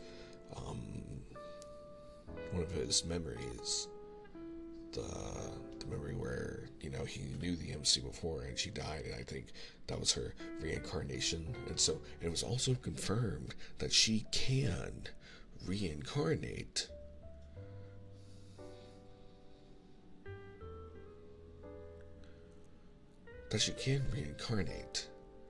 But then how can she? Hold on, I need to message Tala again.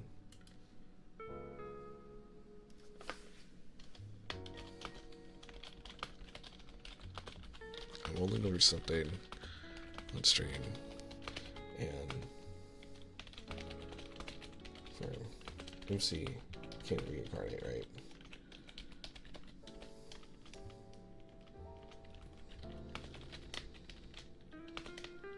Like, that's confirmed. Confirmed lore. Hinted at a whole bunch. Okay. Sorry, I was messaging Tama. uh, to ask her opinion, and also to confirm whether or not the MC can reincarnate. God, I keep looking at that screenshot I sent her where it's someone's name, Raphael Rideable Fish Dinner. That's so... Damn. Tama is telling me, I don't know, I hope it's kosher. Also, is it okay if I share your answer on stream?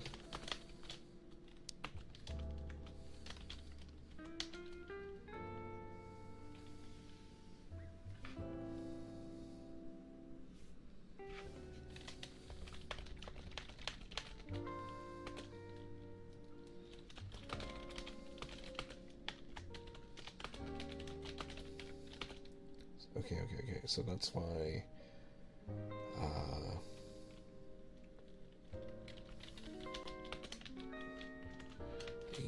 using even Xavier's story where he knew the MC before and was collared, getting the protocol, although he was too late to save her. Okay. And I told my chat that I needed to ask you. They're chill about it.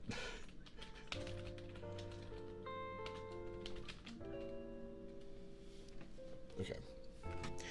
Anyway, I apologize. Let's get back to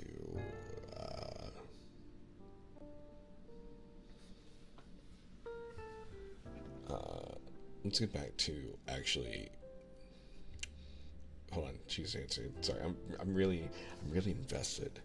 Again, I've kind of been burning out on all the gacha games, and which is sad. Like, I want to get back into it, and I'm really excited to play Persona 5 tomorrow. You know, I'm really excited again. And I've been having fun tonight voice acting and doing ASMR while also talking to you all in a much more casual way. And I've been wanting to actually do a more casual talking ASMR stream. I've just been very shy about it, to where I feel like I want to always be very professional. And, you know, I don't want to... I guess I've been honestly shy. And not wanting to stray from my lane and feeling like not worthy to voice my opinions or really give my review until now after reading everything. And that's what I mean by how the game's also been healing. Because I really admire how the love interests, you know, interact with the MC in a positive, healthy way, even when there's friction. It reminds me of like how I want to be, you know, or how I was, and how I've been healing to return to as a secure person. So we do talk about deep stuff here, by the way. And this is an 18+ channel. But again, we're just having chill conversations. And thank you all for hanging out with me tonight. Okay, Tama responded with, yeah, so there's an MC for every love interest. Miss it all alternate timeline universes where MC did exist. Xavier has traveled to different timelines, which is why he had 3 separate MC interactions in the lore. Oh. Is it bad? That makes me think he has basically also been in and lived through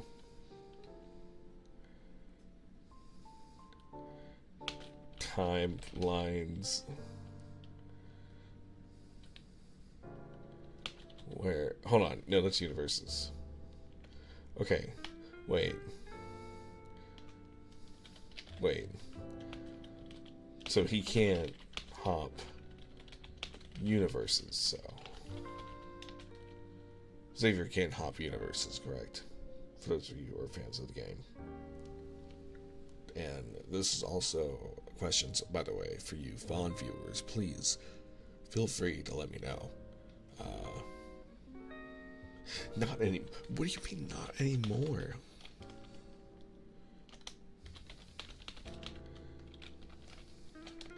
Hold on, I'm typing all over the place.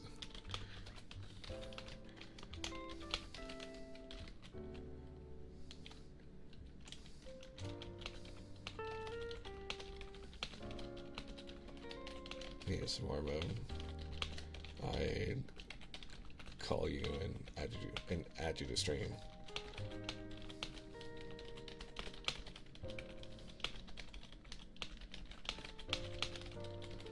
Also, chance getting bonus keyboard ASMR. I hope you guys are enjoying that, by the way. Thank you again for hanging out. So what does she mean, not anymore?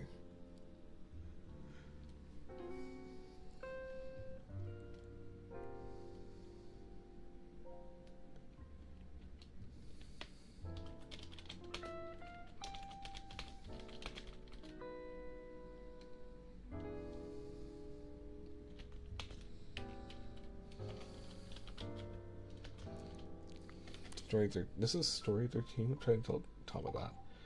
No, story 14.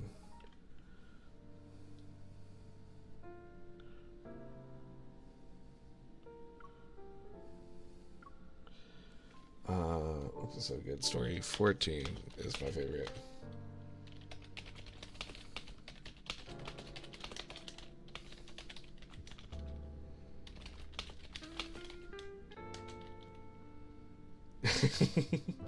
Chat, would you like Tama to come on stream and go ASMR mode with us?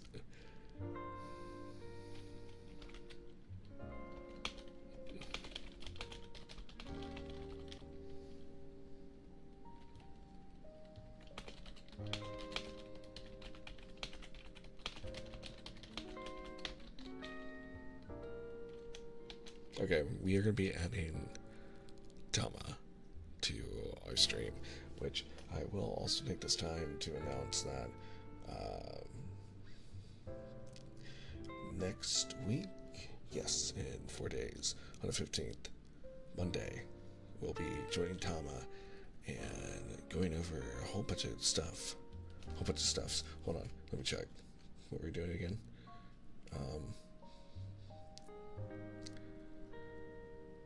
Let's see.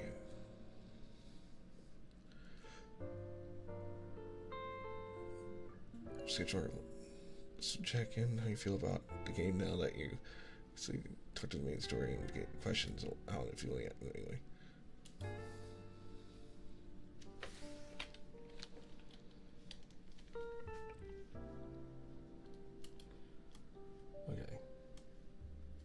Okay.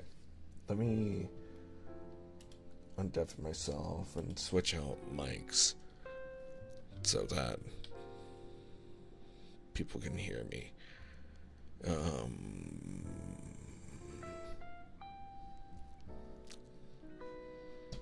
Wrong menu.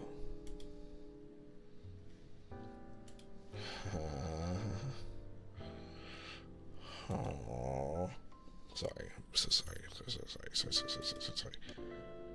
Okay. Here we go.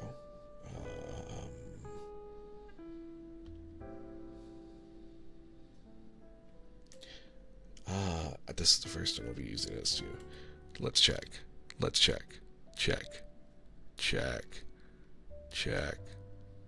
Okay. And also we gotta bring Tama on. Miss Tama-chan.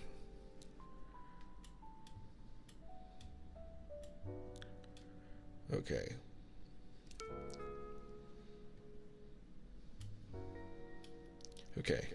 Let's see.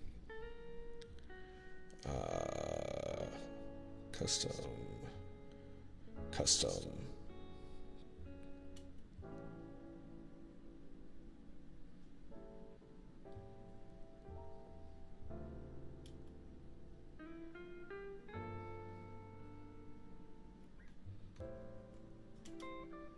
Hold on.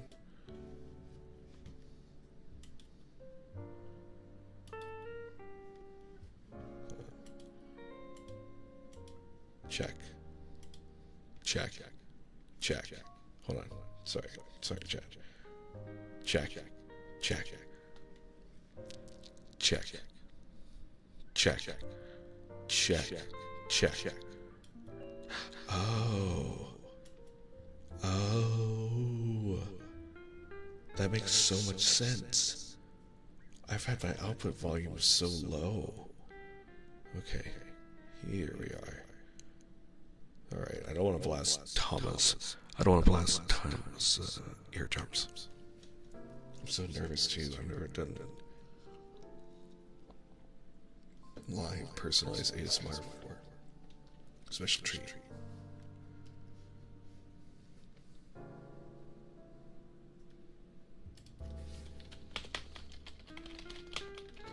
Special guest.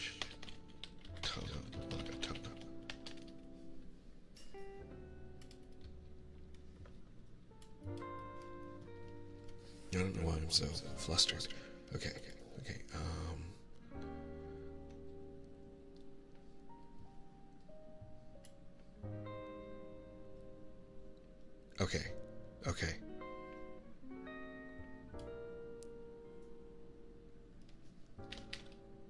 Okay. Yes. Check. Check. Okay. Thank you. Check. Alright. Thank you, chat. I should be ready now. Let me bring Tom on board. That was fun, doing that on the fly. Alright, call me Tama.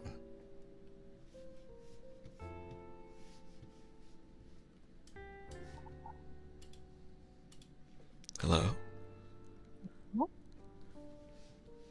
Okay.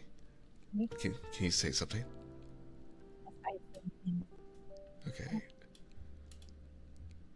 I can actually barely hear you.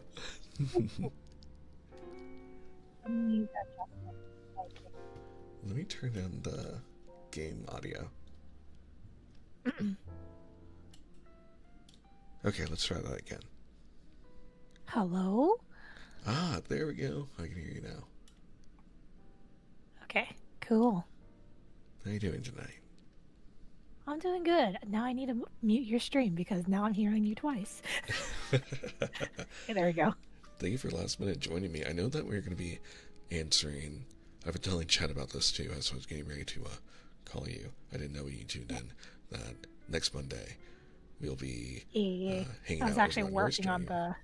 Yeah, because I'm actually writing up all the questions right now. I'm so excited because I know that you wanted me to have some questions myself, so I know that I felt like as I was getting ready to call you, like I should wait till then. But then, like I wanted to ask you all about. So the MC, Phoenix. Okay.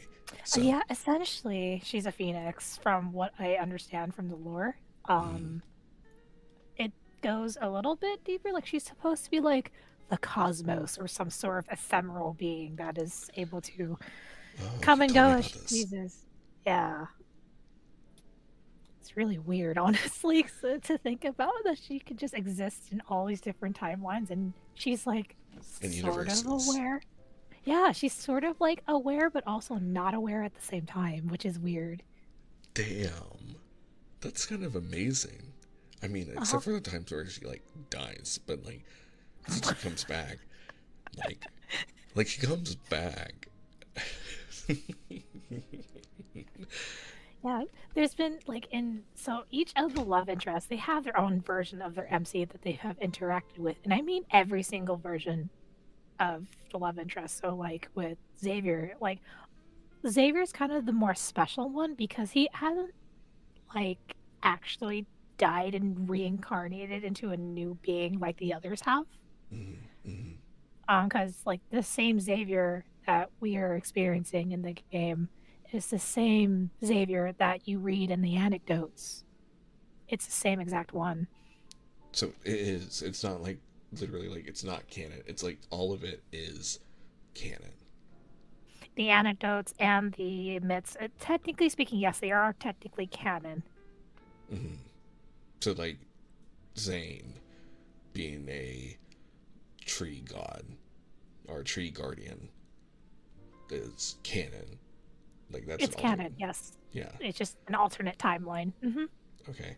So in Xavier, no, the reason why I was going like, wait, I had a question for you, and I was Yeah. like, I felt bad for having this idea because this is why I asked about the universe thing. Yeah. So Xavier, he could travel universes, which is why we get myths of him being like a king. Or I need to actually review that myth, but my chat is begging me to somehow get the other myths of Xavier before going into that myth because apparently I'm gonna Um, miss something, which I want your opinion on. so I think if you want to read the King Xavier myth and you want full context, you honestly only just really need the Shooting Stars myth, which is his standard myth. That's what they Like were it, saying. yeah. So if you could, I don't, do you not have that one already? Mm-mm. Hold on, Are you just missing one of the memories still? let me let me check. Um, I'm so glad the music for Love and Deepspace is actually in its own way perfect for uh for ASMR style reading. Mm-hmm. Mm-hmm. In fact, I would be interested in that. I'm actually glad I brought you on because I was thinking about how well, how, I mean, I would love to have, I lurk a lot in your streams, of course. Yeah. And Mm-hmm. I always wonder, like, what if you did ASMR like I'm doing? I would love your take on reading through stuff. Like, so I'm glad I brought you on because that's kind of like how I'm kind of making that happen. Like what Love and Deepspace specifically, or just ASMR in general? Love and Deep Space specifically, but I've listened to your Mm. ASMR. You're very good at Well, thank you. I'm trying to improve even more. it. Big fan, big fan, big fan. Yay. Which everyone should see if you've not seen in the title. Let me give a shout out right now. Please go give Tama a follow because we are going to be hanging out over on her channel next week. Yeah, we're going to be talking about Love and Deepspace more and how you feel about the game after have read pretty much a good chunk of the game, as far Yeah, as I know. this is special insiders, like fans only getting to experience a special ASMR version of that before a little trial run. Mm-hmm.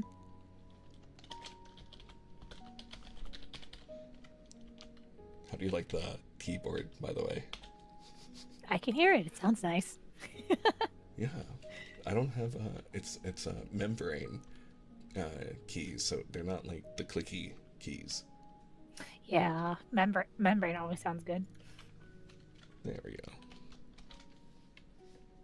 Let's see.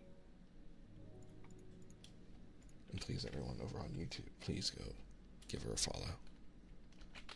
Yeah, in terms of like Xavier's myth stuff, like Lumiere, you don't really need to know about the Lumiere one for the King Xavier myth. It has like some references to it, but it's not like too important. Um, do you have either of the 5-star memories? Light seeking obsession or light seeking shadow run. Can I like just buy that? I don't remember. You'd have to look in the Wishing Well exchange. If not, then you probably just have to pull it on the standard banner. But I don't think you can actually buy the memory itself Man, that'd be really cool. Close because it is a friends. standard memory. So It's a 5-star, right? Yeah, it's a 5-star. Okay, so it's not in there. Can I see your Xavier memories really quick? Yeah. I'm just watching the stream right now. Oh, that's fine. Oh I no, my really want. iPad's not plugged in. I really want to watch. I so really want to watch the Night Vow. It looks so cool. I know it teased Xavier for looking like David Bowie's like love child, but I love the Labyrinth. I thought David Bowie was so cool. I still do. I love the Labyrinth. That was like, okay, not gonna lie, Labyrinth was one of those movies where, like, when I watched it as a kid, I was absolutely terrified by it, but now as an adult, I enjoy it more.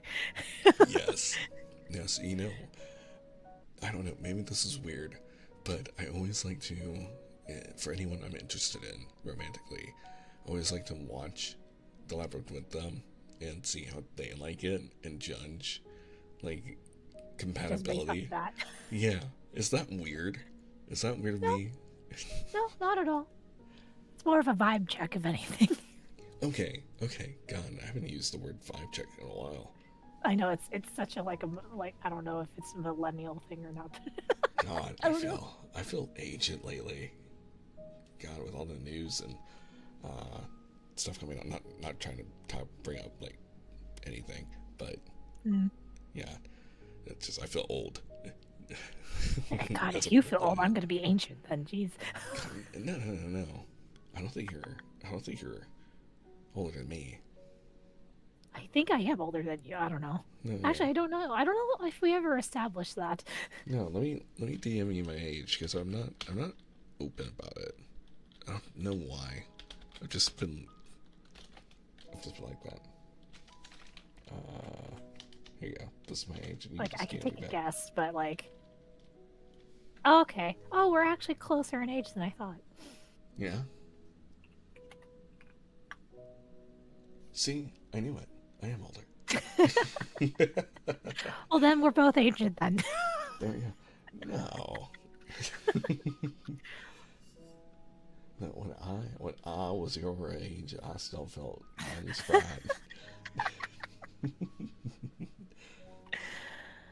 Okay, but yeah, wow, you only have 4 of his 5-star memories. Yeah. I mean, Hold on. given Should you're mostly free to play, are you yeah. mostly free to play? I am. I am mostly free to play, but I have a lot of diamonds. Should I just first start rolling? Look at them. Look at all those Xavier memories right there. Should I pull? You are 30 away from pity. Let's see. Wait, how many wishes do you have? Let me see. You have 60 to 45. Mm-hmm. Divide that by 150. That's, yeah, you have enough to at least hit pity. Should See what you get. Why not? I? Okay. It's up to you. Nice. Thanks for being here. I feel lucky. Okay, here we go. I bless your pulls and hope that you get one of Xavier's standard risks. Yes. Because I don't know if they've changed it to where you only need to have one. Man, you know what? I wish this was like Uma Musume, where sometimes the rarity will just upgrade itself to SSR or 5-star. Oh, that would be a nice little like, haha, psych. Just kidding. It's a surprise. I have dumped some money. I have dolphined, I Oh think no. they say, for the game because of that. Oh Because no, of that alone. Because it felt so nice. Just like gold hit, and then all of a sudden there was a pause Surprise, it's and it hit rainbow. rainbow. I was just like, what is this? Ooh. Oh my. Mm-hmm. Thank you. Oh, it was. I got addicted. I had to give him a little bit, and I have under the rule of thumb of that if I enjoy a free to play game, and I can tell like the devs put passion into it, like in marketing and social media, which is really cute what I've seen, and like their artists and stuff. Like I'll throw money their way because like that's supporting something I actually want to like see more of, and it's so wholesome too. Uma Musume is very wholesome. It's probably one of the more wholesome gacha games out there. Are, are we friends on it? Do you play it? I feel like I've watched I sparingly played it, mostly because I'm so busy. I don't have the time to actually play through Uma Musume because I like doing the training thing. it. But then I realized like, ah, shoot, I wasted like 2 hours of my day. Yeah, yeah. I've had to like really like walk myself back from it lately. I still like log in every day, and I've been trying to come back into Love and Deepspace too because I feel so bad to admit this, but I'm sorry if I've been like too loud for anyone. I'm trying to keep it ASMR style, but I'm excited. But I've been wanting to come back more Love and Deepspace like in my spare time, and but I've been really busy too, and I really want to like save stuff for like stream. But like I'm starting to run out of like content to read, which is going to be really interesting. Which is again, like thank you again for wanting to bring me on over on your channel. Yeah, of course. Discuss this even more. Yep. But, okay, going back to the Phoenix thing. Not to like, sorry if that's like total ADHD moment for anyone on my end. But the Phoenix thing. Going back, like, how did what's his face in the N109 zone at that lab get their hands on MC Phoenix? Which sounds like a rapper's name when I say that. It kind of does sound like a rapper's name. It's pretty cool, actually. MC Phoenix, let's go. Phoenix is my favorite mythical creature, so I dig it. So as far as like how MC came into the current timeline, that the MC that we play in the game, we don't know. Don't know. All we know is at the earliest point in MC's life of this current timeline is that her apparently escaping from that laboratory with Caleb, and then apparently, if you remember from the recent main story chapters, apparently Silas was had a hand in that too. Yeah. So that was just an interesting angle, and apparently, like, that was like a moment he could have taken to like reunite himself with MC, but no, like clearly MC was a child and in a very bad situation. He just decided to like, you know what, I'll save her from this moment, then I'm going to step back and wait for the right, more proper moment, a proper meeting. Makes sense. And again, back to the Xavier jumping universes, and he's using the backtracker, or that's the name of the operation he's on. The backtrackers. And he has a ship that was confirmed that's crashed a bunch of times, with the MC being a plant at one point in one reincarnation. So how did that work with the universes, which he doesn't do anymore because he's with the MC that's his MC, and when we read like his stories, right? So his anecdote, he had one MC that unfortunately passed away. The MC came back again in his world, that is Philo, and then he learned about what happens to the MC in his timeline, and he didn't like it. And which is, MC getting sacrificed to the planet Philo just so that way they don't have to sacrifice anyone else, because she's like the perfect candidate because she keeps reincarnating and coming back like a phoenix. And so he didn't like that. And then instead of letting that cycle continue, he ended up somehow saving that MC, who then became the queen. And then from there, at the end of his anecdotes, is when he started the backtrackers and decided to travel back in time. And if I remember correctly, his initial plan was to travel back to a time where MC did not like manifest yet, so that way he could stop that from happening, and for his whole entire like Philo planet to not exist anymore, because he does not want to be a part of a civilization that relies on this one person and taking advantage of the fact that she can just be reborn every time and sacrificed, because he was clearly in love with her.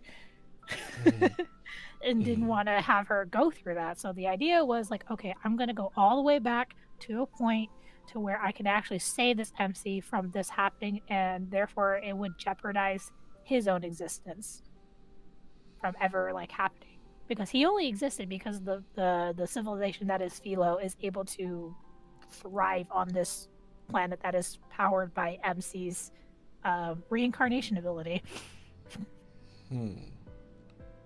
Which that is to my understanding. Which means, which is not like, that's like your like headcanon, I think they would say.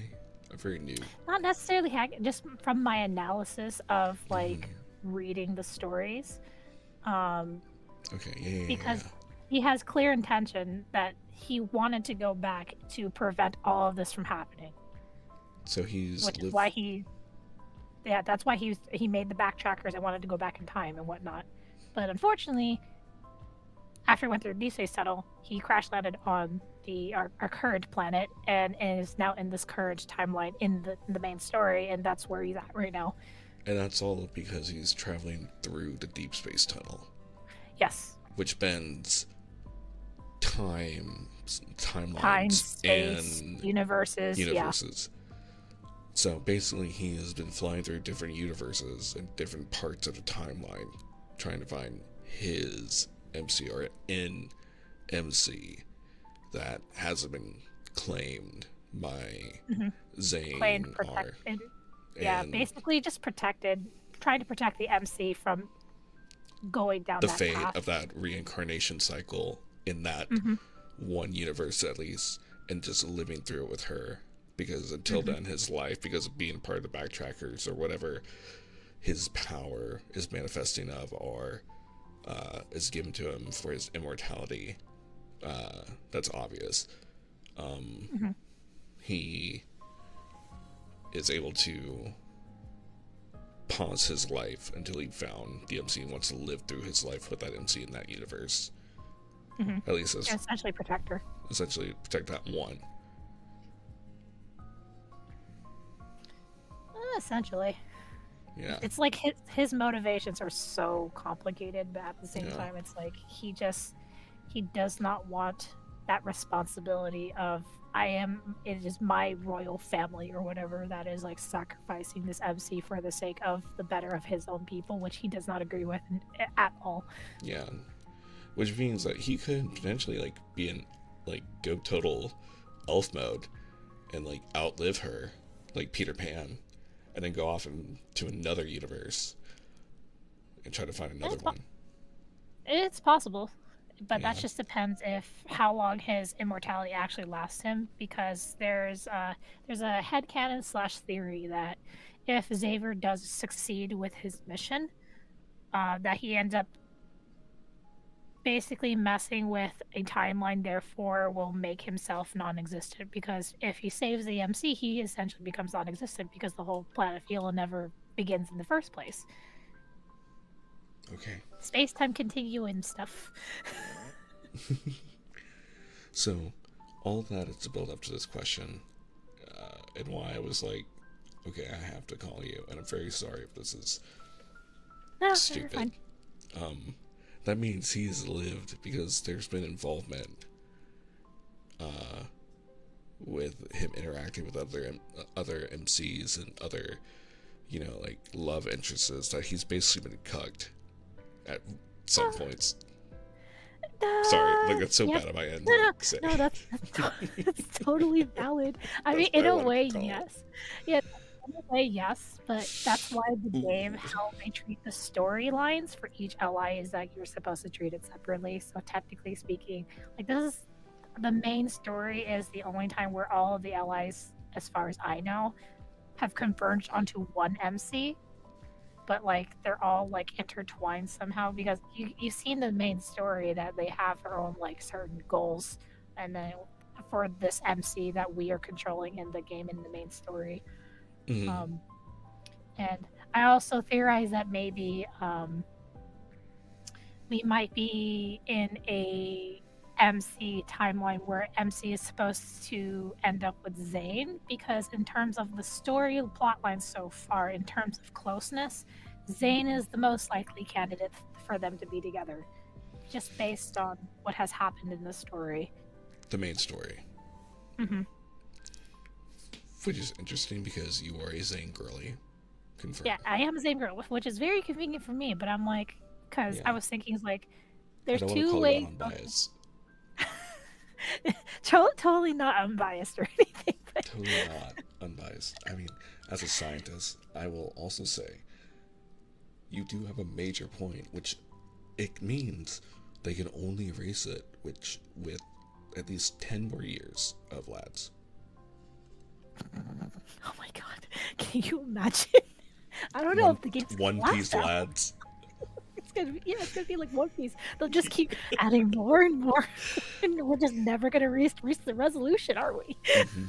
Or it's like Detective Conan. There's just more problems everywhere that just keep stacking and getting in the way. Naruto. Oh my god. See, Naruto ended it eventually, but then they decided to cash cow him and make Naruto. So. Did you hear that they're actually remaking all of Naruto? I thought that was One Piece. No.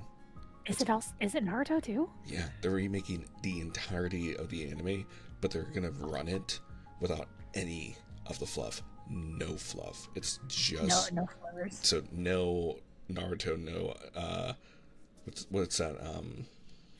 We're not gonna get a Sasunaru kissing scene anymore. Takno Jutsu, I think they say. I don't know. I don't Which remember. is like when they like spend like multiple episodes where he's just talking at the enemy and not actually fighting. Oh yeah, okay. The kissing scene. Takno Jutsu. Yeah. So essentially the kissing scene. Which is what I read as a kid. Oh my god. Yeah, I read Naruto when I was a kid too. Yeah, when it was first this is gonna age me. When it was first published in Shonen Jump.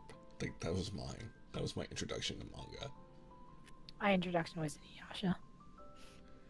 Oh, the anime or the manga? The manga. Oh my god, that's so cool. I need to watch Inuyasha. I've never watched it. I will say it. I mean, this is probably just nostalgia glasses, but it's like I feel like it didn't age that badly in comparison to like other animes of its time. What about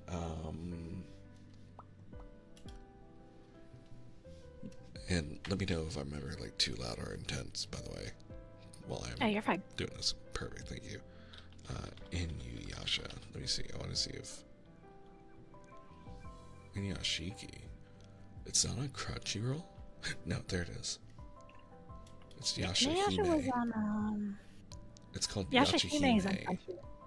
Yashahime is on Crunchy, but Inuyasha, I think you can watch it on like Netflix and Hulu. And Yashahime is a pseudo sequel series that involves Inuyasha and Shishomaru's kids.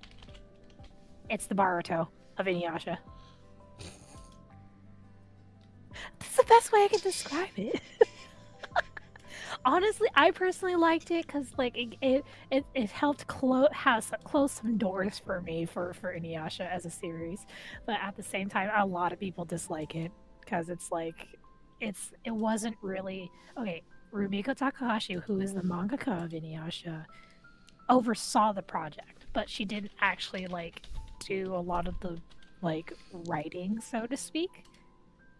So like there's a lot of people that didn't really necessarily like it because it wasn't necessarily written by her. Oh, so they like Metal Gear Solid it. I don't know what you mean by that. Like, is it the original author, or so like the dev or in Metal Gear Solid I heard of was like switched out with someone else. Like near the end of the series. Essentially, yeah, but like Rumiko did oversee the project. Like she looked at the script and thought and helped a little bit with like character design and all that stuff, making sure all of the previous established plot points from the original series still stayed true in this new one, but still keeping the same elements. But it was definitely written by somebody else. Okay. Personally, I liked it. Personally, but that's just me with nostalgia glasses. Plus, I remember when it was announced, and I'm like, oh my god, yes, we're getting a sequel series where we're gonna see Shisharu's kids and Inuyasha's kid interact. It's like a fan fiction come true.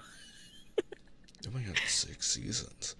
Well, Chan, I did tell you all that I needed to find a new series for us to start watching on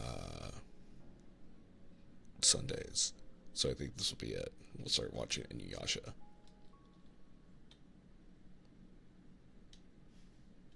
I'm excited. The question is, are you gonna watch it dubbed or subbed? Ooh, this is where we get judged. No, I prefer dubbed. I think that's fine. think this is when I knew like I had ADHD Mm-hmm. because I was talking to my therapist about it, who also loved anime, and she was just like, "You listen to a dub because you like play games or do other stuff or talk to people." It's like, yeah, buddy. I will say the dub might get a little cringy at times. I will say that because once again, this is part of the time. This is part of the time where dubs were okay. They weren't like amazing like we have now. My sister and I bonded over Inuyasha. I remember when I was a kid, when it was on Cartoon Network, we'd watch it together, and but it was so like broken apart because sometimes we weren't allowed to stay up that late. Yeah. But, I thought it was really cool. I remember asking my father, being like, "Hey, Dad, can I like stay up and watch this anime?" And he's like, "What anime?" And I explained to him, it's an anime called Inuyasha on a part of the Adult Swim block, and he froze hearing Adult Swim. My mom did the same thing. So he's like, "Okay, will you show me this show?" And I'm like, "Yeah." And then like I told him when the time it aired, it was like 9 p.m. or 10 p.m. or something, and it came on, and he's like, "Oh, okay, it's a cartoon show, it's an animated show, and there's some dog boy with a giant sword, they're fighting. Okay, all right, it's fine, you can watch it. Just make sure I'm here so I can keep it up." Supervise me essentially. So he partially watched Inuyasha with me because of it. Oh, good times. That's incredible. My mom forbade me from watching all sorts of stuff. Oh man.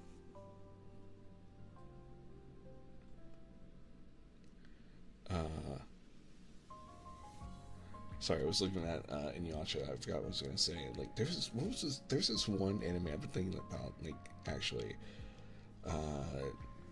there's like this guy who lived in this house, and there's like these space ladies, like the space pirate lady and the space princess lady, and they crash land near his house, and he like gets all involved with them. Does it sound familiar to you at all? Oh, that sounds it's like Tenchi something. Yes, Tenchi Muyo. Yeah, okay. I remember being addicted to that show when I was like really young. Like, and I was able to stay up when I would visit my cool dad during his time of summer. And he let me stay up to watch this. I'm surprised you were allowed to watch it because I do remember that show being a bit on the raunchy side sometimes. Oh, it explains a lot of like probably like why I am how I am. This is special behind the scenes, like deep dive special announce on reveal about Chris Nekomata, like who he is. Like I watched it all. I was addicted to the show. Yeah. I'm trying to like Tenchi Muyo. Muyo. M-U-Y-O. M-U.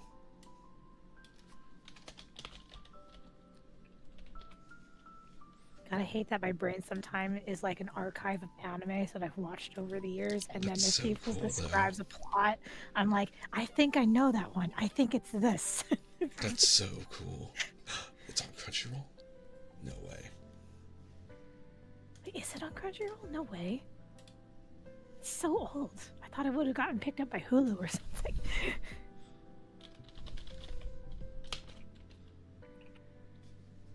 that it's not very. They have I Tenshi Muyo, but that's not the same one. That's like that weird Tenchi new Muyo Ryo-Oki? Yeah, Tenshi Muyo Ryo-Oki is the OG. The OG? Mm-hmm. Oh yeah, there it is. Alright. Yeah, they have all of it. Holy crap. They have GXP and War on Geminar? Jeez. Bookmark. Okay, I don't know what to watch on Sunday. Because Tenchi was like childhood favorite. Wait, you said it's raunchy though. A little bit. Okay. But like... I'd rather watch Inuyasha. I instead of like, I can reminisce about Tenchi on my own time.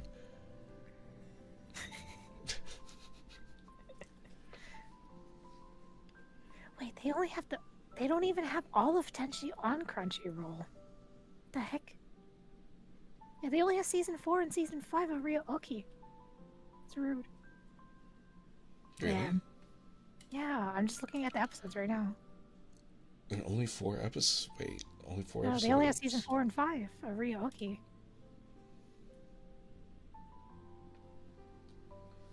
Damn. Well. Damn. I guess I'll be edged. Because I remember the first few episodes is them like, oh no, Tenchi, there's an egg, and it turns into like the little creature cat thing of Ryo-Oki, and they're like, oh, you're a mother now, and you're like, he's like, what? Yeah. Oh my god. It's one of my favorite episodes. It's probably like the first 2 episodes or something like. It's so cute. So good. Okay. I have so much. I like how, by the way, that your Love and Deepspace game is stuck in the middle of your wishing. You know, I'm just letting it. I'm letting the wishes, like, soak. You're manifesting. I'm manifesting. I'm letting like really like ferment. Maybe that's a better term. Really get that luck in there. Mm-hmm. For the next roll. Oh yeah, forgive me if there's a lot of mic noises. I have a new mic stand. Oh no, I'm not hearing anything. Okay, good. I hope I sound good as well, by the way. Oh yeah, you're fine. That's okay. We got 2 more, or 20 more. 20 more, maybe just 10 more. Xavier, come home. Xavier, come home, please. Sorry, we just heard a lot of swallowing, by the way. I forgot to mute. Oh, Jesus Christ. Nope, you hit hard. You're gonna hit hard pity. Boom, you spoiled me. Alright, Xavier. Oh, wait. Well, that's nice. You got a new 4-star memory for Raphael. Oh, I did? Yeah. Oh, wait. You know what I can do? Oh, wait. Do you have the boxes? Yeah. Did you not open a box? I've not opened the boxes. Chad's been every single time we've gone to it, Chad's reprimanded me, going do not open that ever. Ever? Yeah. Okay, I wouldn't say don't open them ever. Oh, there's more than one? Oh. Because every wishing milestone you get a box. It's just one's a 4-star, one's a 5-star. Oh, you got a silence card. It's a repeat. Ah, great. He's probably gonna call me Kitten in this one. Oh no, it is a new one. Night Blooms. Mm-hmm. It's a nice one. To be fair, he calls you Kitten every single event. I hate it. I just, I actually grew to love it, surprisingly. I've been getting into a row with a fellow streamer friend about Love and Deepspace. It's friendly, and I feel like a friendly row. Yeah. Is it row? Row, the same difference. Okay, tomato. But anyway, we've been getting this row about Caleb, Uh-huh. and it's just because like he's just fallen down my tier list. He's at the bottom tier, and I am trying. I am really trying to like give the boy a chance, but every single interaction, like some kind of ick comes out with him, and I feel bad about it because he tries real hard. I don't know why I feel bad for saying that. Is that weird? Or what's your opinion? I mean, okay, while Caleb has fallen down on your tier list for me, he's gone up. Because my top 3, it's like Zane's still number 1 for me, but Caleb's now in the number 2 spot instead of Silas, surprisingly. It's just, I think what really gives you the ick about Caleb is the fact that like he does seem like he's using a lot of like manipulative type tactics, which honestly 100% he is. Yeah, okay, so I'm not crazy for thinking that. Sorry, no, you're not. Sorry, maybe it's like triggering me a little bit.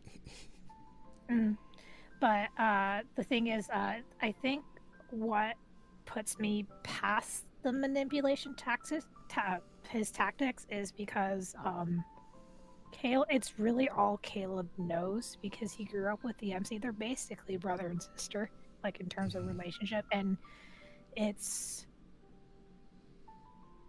hard to break out of those same habits that he had when he was growing up with MC, and that's all he knows. And especially with the story timeline, the main story,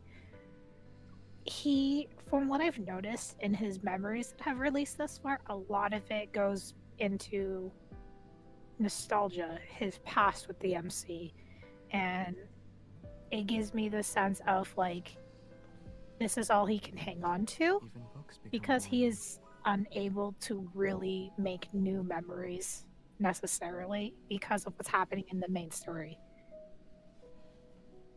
So like it's just the way he knows how to interact with MC because that's just all he knows. It's just like that's like it's nature and nurture and just like his environment and how he was raised, basically, which is unfortunate. Yeah, it's very unfortunate, and because of the whole like chip thing that you find out about in the main story, and the fact that like Ever is literally trying to reset his brain multiple times to get him to be a obedient pawn, which he's playing off like he is, but he also isn't because he has that last bit of himself that he's absolutely protecting with every fiber of his being to make sure he maintains and knows that he knows the main character and maintains that relationship, which is why it seems like he can't move past that in terms of like improving himself because his brain is constantly getting rewritten. So wait, no, I thought this is where I've also been in a little bit of a rut.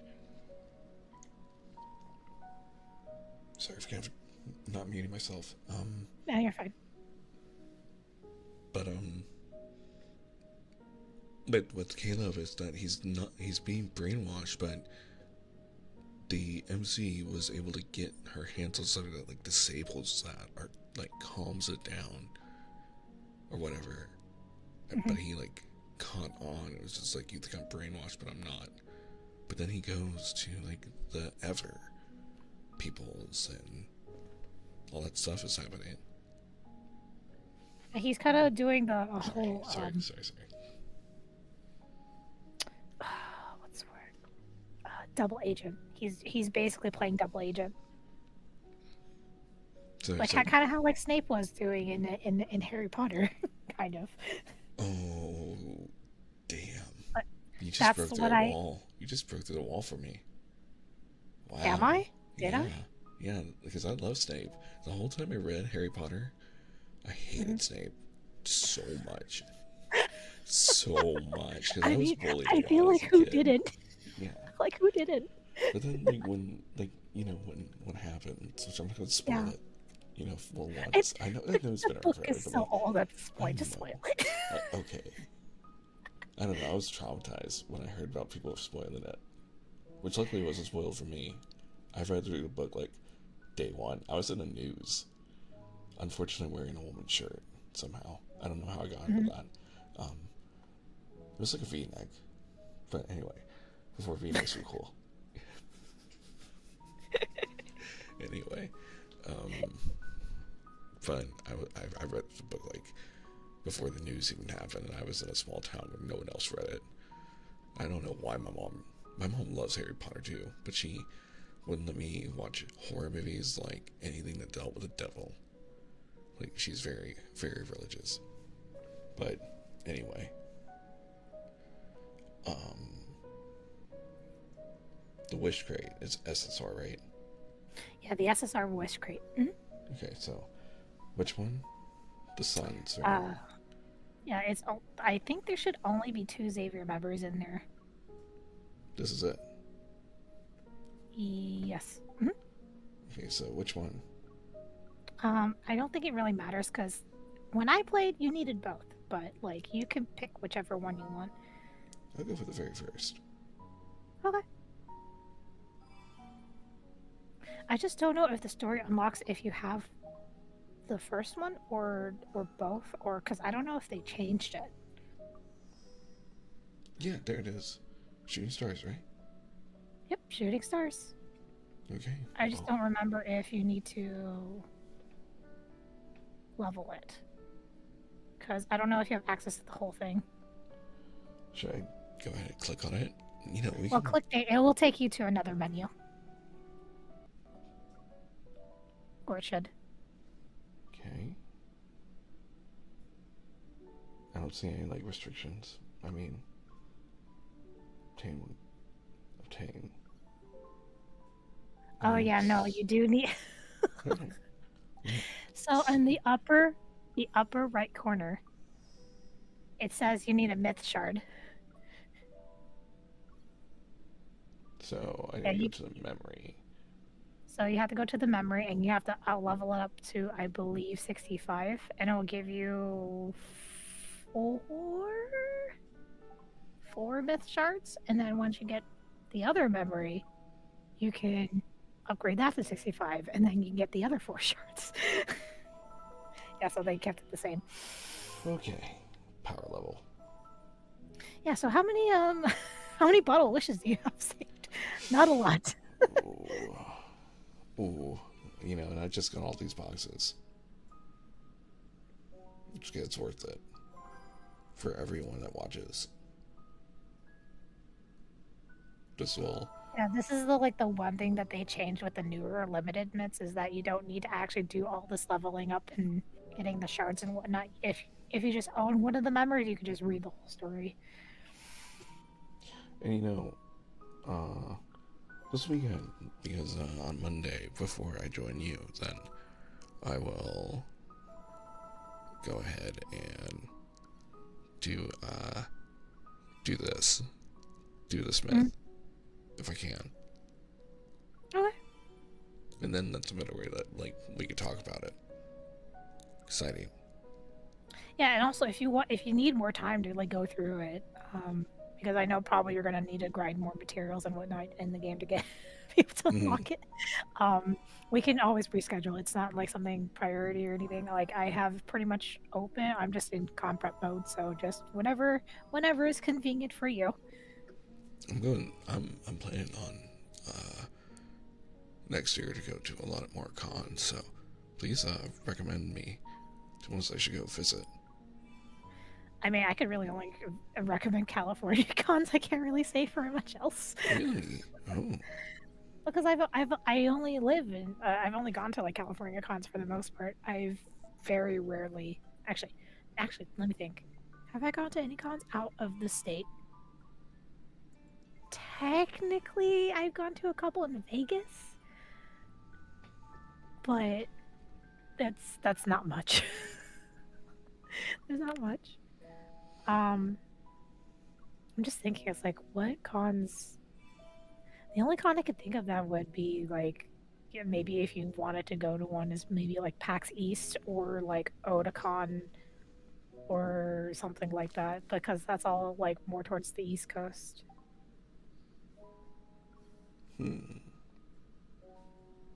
Uh, okay, so you have 2 memory shards or myth shards. Which is, and then I don't know, upgrade it like 2 more times. Well, Yep, you gotta upgrade it 2 more times. okay, well, I'll have to hustle over the weekend. Can we do it?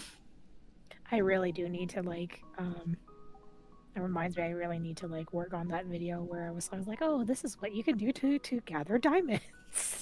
It's the game. Yes, please. I would really Uh, appreciate that.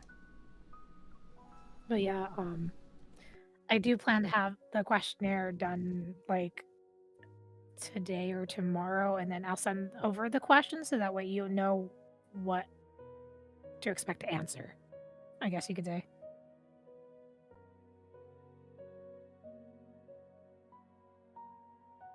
Chris, I think I think you're muted. Okay. I didn't want to Okay. I was like, wait, bust did your I ears lose again. your mic? Oh. So who were we? Oh my gosh, I forgot who we were even on. Worlds Underneath. That is where I am. Which it's not. I won't be done with this for Monday. But I think I'm okay with that. Yeah, World of the Beast not like not something I'm gonna dive too deeply into in our lovely conversation on Monday, because I don't really. Honestly, I need to reread some of the more recent chapters because I kind of read them because I'm like, okay, I just wanted to read and get lore information. I'm like, okay, go. I'm probably gonna have to reread it again anyway. Okay. Well, that's good. Hey, more times for us to hang out. Okay. Well, thank you so much for joining me. That was really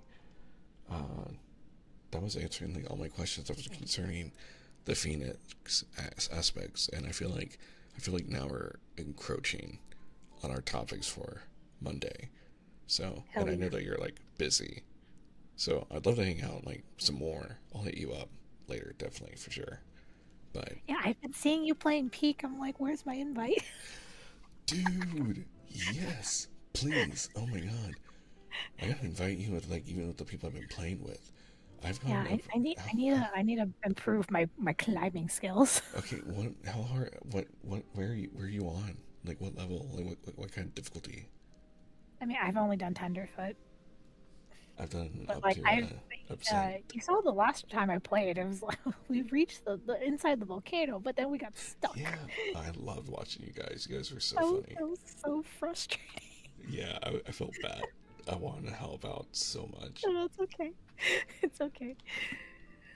We should all But play. okay, yeah, definitely. Okay, I'll leave you to your lore reading. If you ever have any additional questions, my DMs are always open for you. Awesome. Thank you so much also for Yeah, joining us again. of course. And also again, please, everyone, you can still see the link in the chat. Please go give Tama a follow. Thank you Yes, all so follow much. me if you like thirsting over Love and Deepspace. Yes. Highly recommend. Highly recommend. It's been a delight, Tama. Have a great night. Yeah, of course. Have a good one. Bye.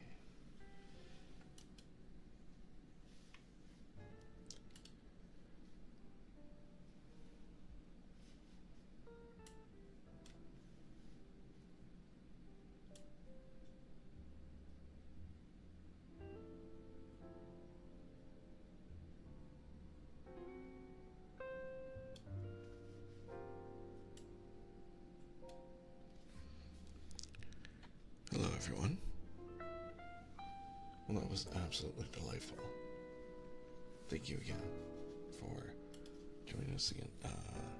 Tama, let me give you another shout out. Besides the link that everyone could see. That way, we could just slam on a button.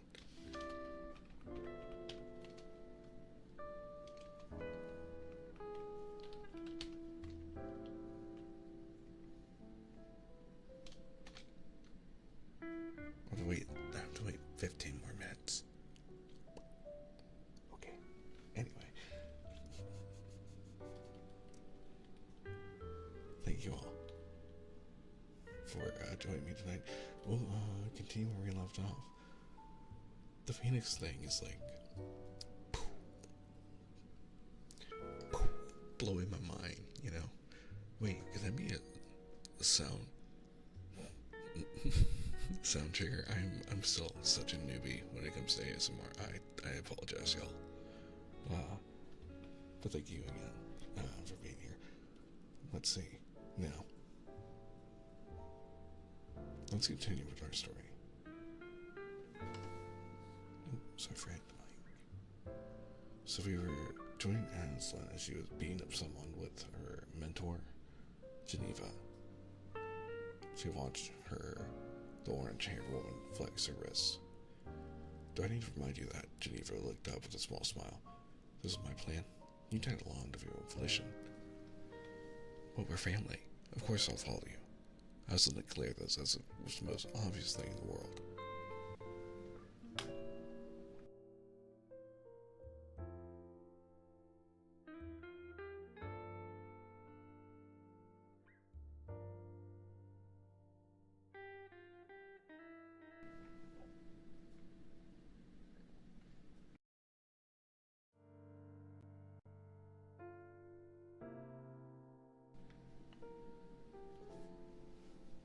"11 years had passed since Geneva took her in.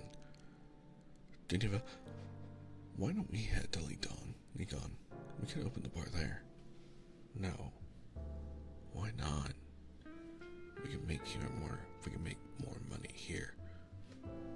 "You're lying. You're not." Aslan cut herself off and glared at Geneva.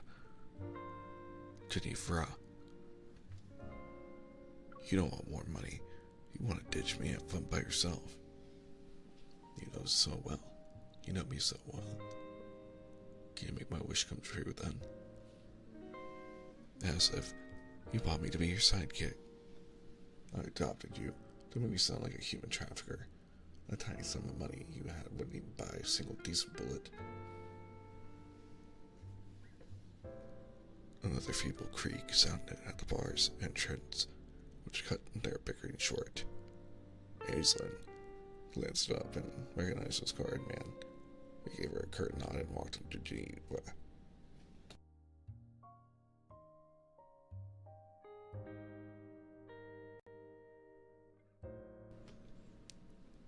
When you say Geneva, not Geneva.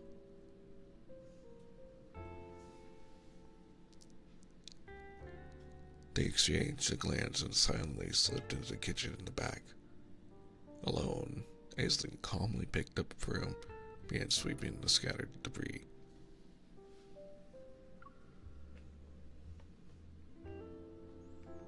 As she swept, she moved close to the kitchen and overheard snippets of a conversation.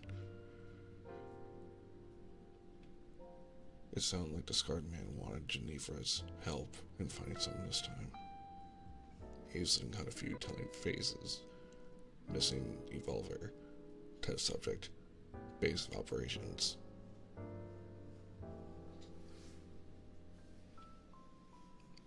One second, I need to make a note of something.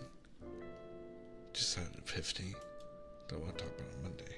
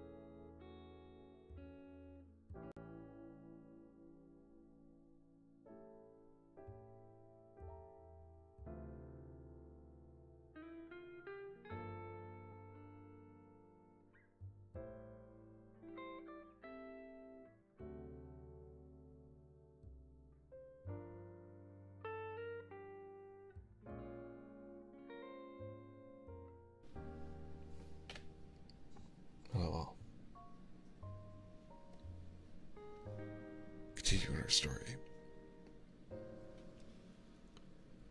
Ever since the bar opened, Aislinn had grown used to suspicious figures seeking out Genevra. They looked rough, and trouble was written all over them. After every hush-hush talk, Genevra would vanish for a while. Whenever Aislinn asked where she went, Genevra would say she was restocking supplies. Yeah, sure. What kind of supplies would leave her battered and bruised every time? Still, Aislinn never confronted her. She understood Genevra's reason for lying. But a murmured discussion behind the kitchen doors ended. Aislinn casually stepped away. With her head down, she continued to sweep. She expected the discarded man to leave quietly as usual. But this time, the man who never said a word to her actually stopped to speak. It's getting rough out there. Watch your back. Startled, Aislinn looked up. The scarred man's face twisted into something that vaguely looked into a kind smile. Dexter, you need to get ready for the mission. Genevra had emerged from the kitchen at some point and was now leaning against the bar. She had suddenly spoken.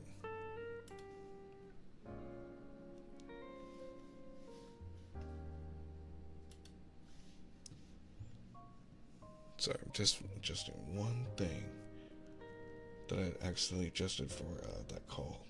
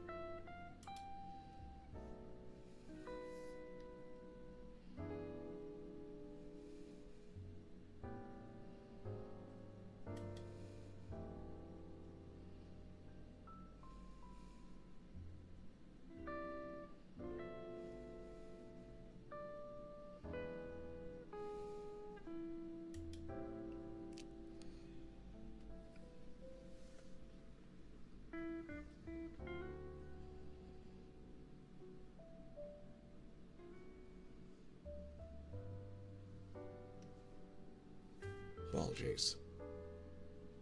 Thank you for adjusting that. For letting me have time to adjust that.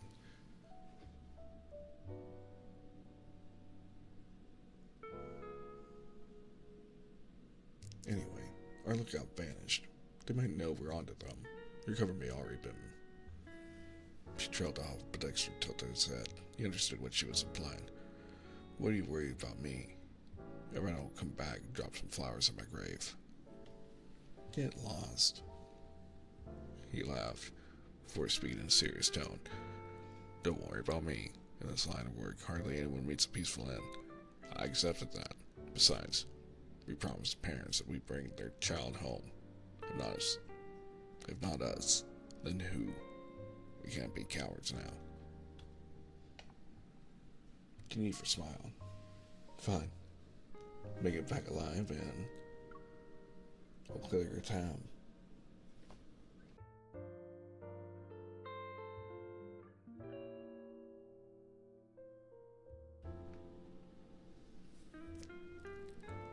Aislinn didn't know what Dexter was about to face, but she knew one thing.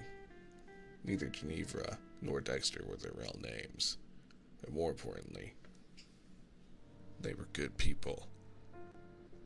Once Aislinn found a special task force ID hidden behind Genevra's bedside drawer, so she knew they were the good guys.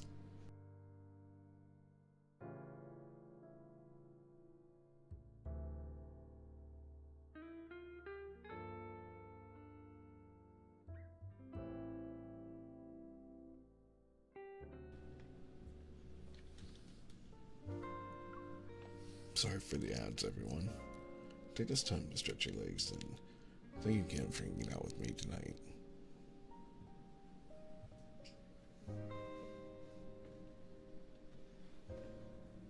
Your Strawberry Disaster Special. Oh, sorry. Chapter 4. Strawberry Disaster Special.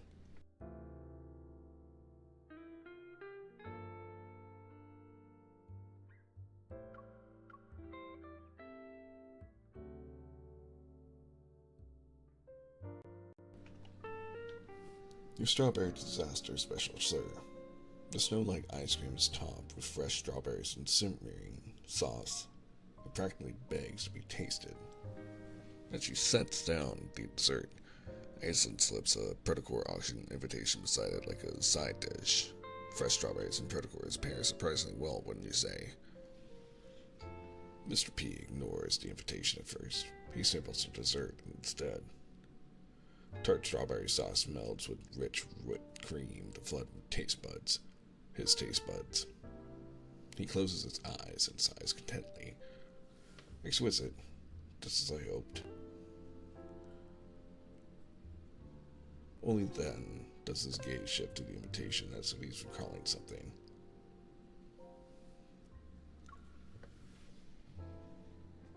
The 2036 disaster, if I'm not mistaken, it started because of the Protocore map.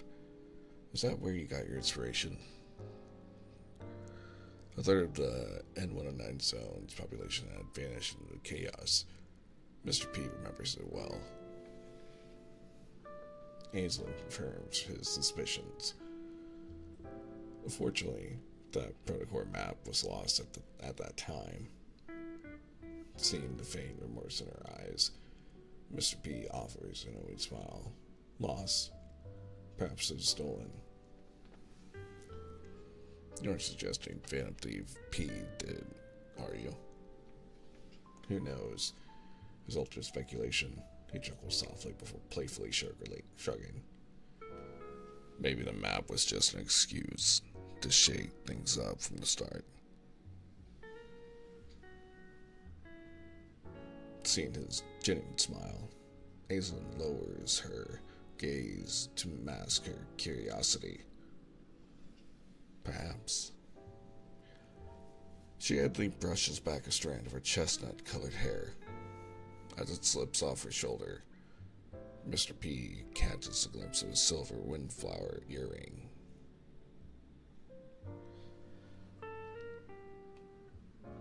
And welcome everyone back from the ads, and thank you for joining me again for joining me tonight. Wow, that was a spaghetti worth of words. Let me take a quick sip of water.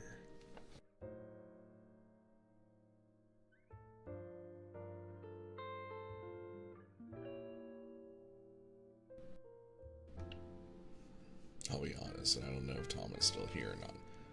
I honestly got a little flustered. Like, she's a good friend. But, great ASMR artist. Highly recommend. She's very talented. But, let's get back to reading our story, shall we?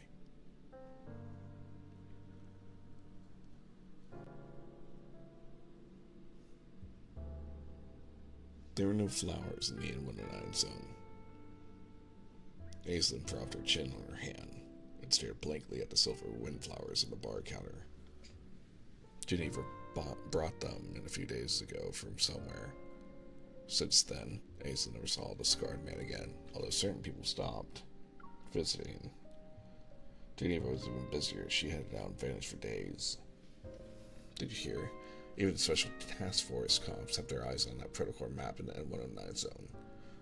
Where'd you get that from? It can't be true. If they ever set foot here, they'd be ripped apart in seconds.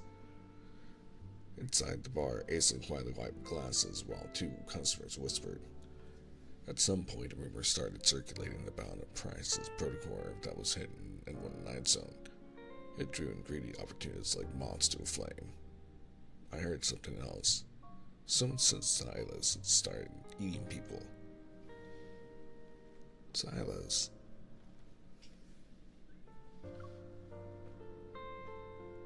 Hazel knew that name. Actually, everyone in 109 Zone knew. This powerful lone evolver roamed the area and became a hot topic after devouring several prominent factions. Plenty of people wanted him on their side. Eating people. What's that about? You heard about some evolvers going mission, right? They say it all began after Sas's Onacanis came into existence. Really? Does that mean I'm in danger? Oh, please. He has standards about what he devours.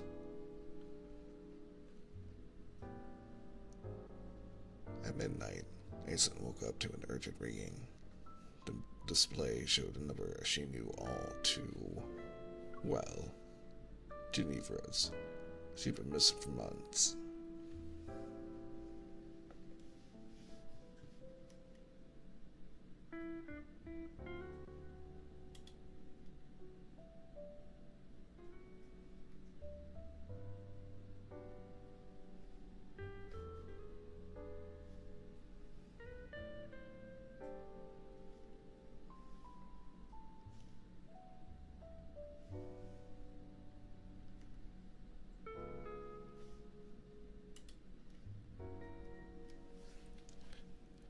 Apologies. I'm so new and hoping I'm doing a good job at doing ASMR. But I really do appreciate everyone vibing. I just want to say I am so glad you guys are here. I enjoy this content. And for all the encouragement you all give me in the comments. And for my VOD watchers later. I appreciate it. I read everything.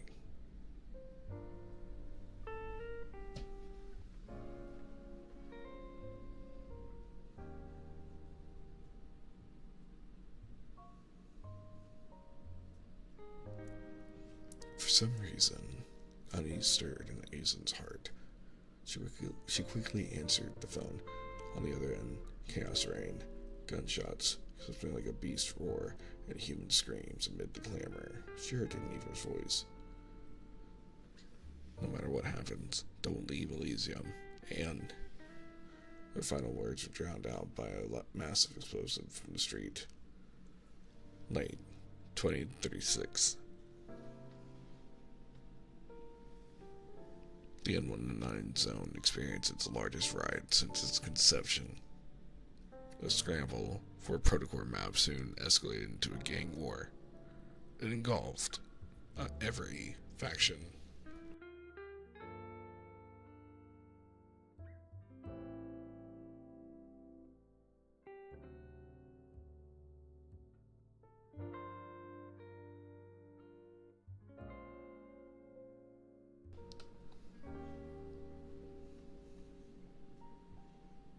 The festering, rotting darkness opened like inflamed abscess, revealed the true face of this soul-devouring suspect.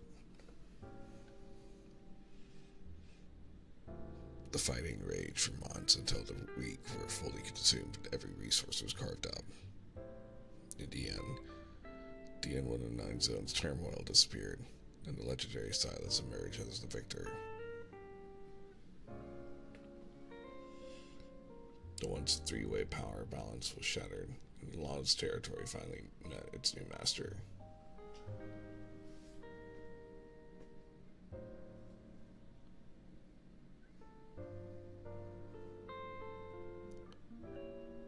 Aislinn survived untouched.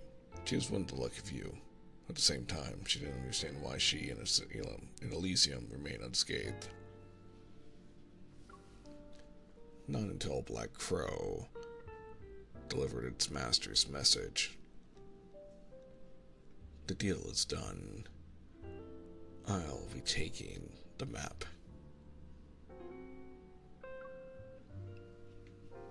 Ooh. That just rocketed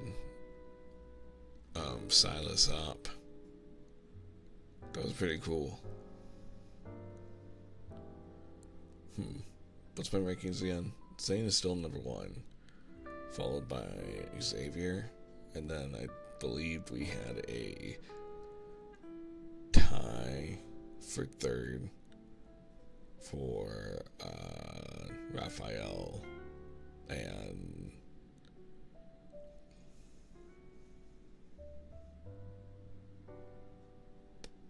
Silas. Yeah, with Caleb being at the very bottom in fifth. But I think that actually broke it. The tiebreaker. I think that was the tiebreaker. So now it's officially, and again, we will reiterate this over on Tama's stream as well. But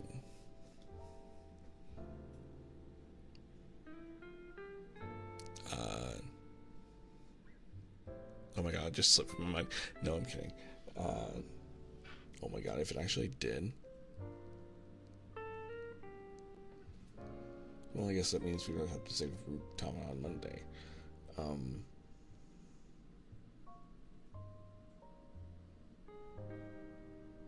No, tiebreaker. There we go. Found it. Got it. Ooh, caught the train. I think now it's Zane, Xavier, Silas, Raphael, Caleb at the bottom. Because that was cool as hell.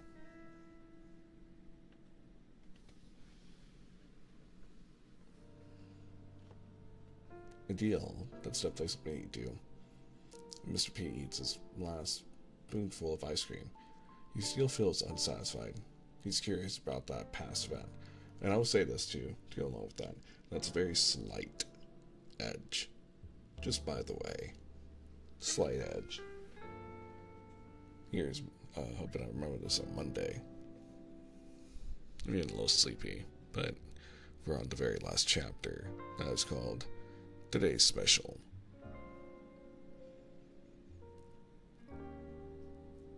A deal. That's definitely something he do. As Mr. P eats the last spoonful of ice cream. Ooh, I want ice cream. I have some. After stream, he still feels unsatisfied. He's curious about that past event. He picks up the menu again and his gaze lingers on today's special. Sweet evil trap. What's the story behind this? Sorry, Aislinn offering a regretful smile. This is made for a certain lady and isn't available for others. Sweet evil trap. Hold on.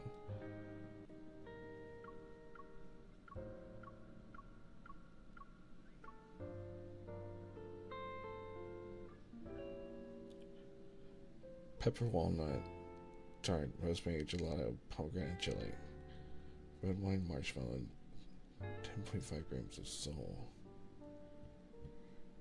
Wait, is that from...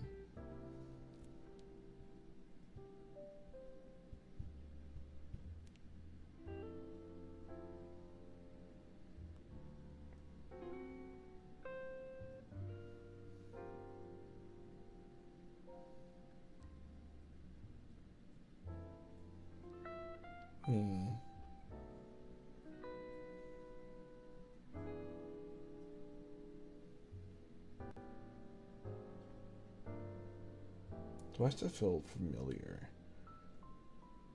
Huh.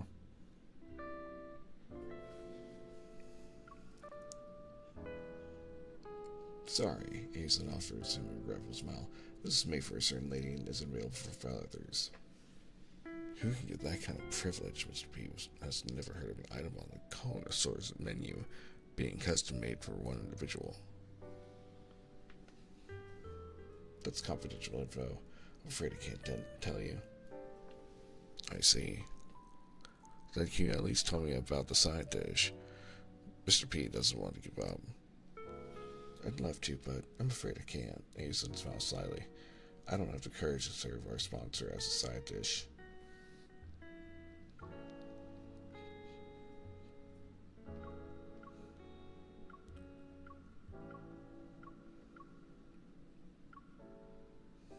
Tart. gelato, pomegranate jelly, marshmallow, and 10.5 grams of soul. Ooh.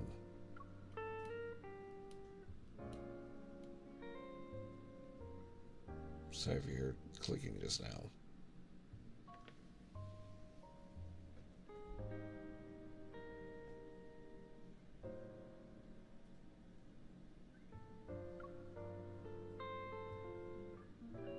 It's 3 a.m. Deep into the night. After seeing off the last customer, Aislinn goes to the bar's entrance and flips the sign from open to closed.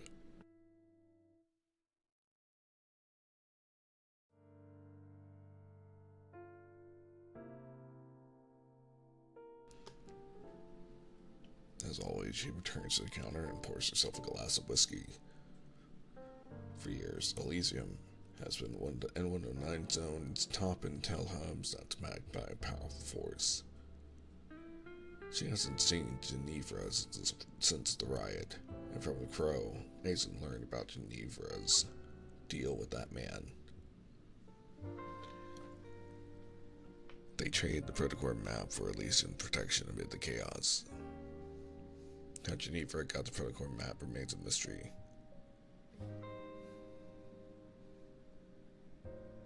Aislinn believes that with enough time she'll find Genevra and get answers herself.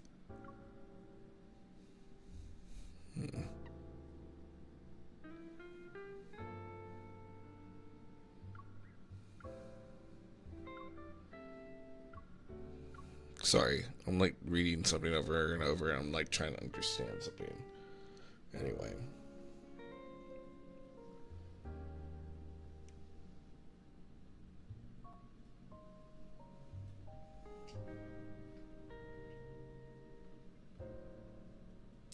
From that day on, Elysium stepped into the murky depths of the N19 Zone as an intel bar.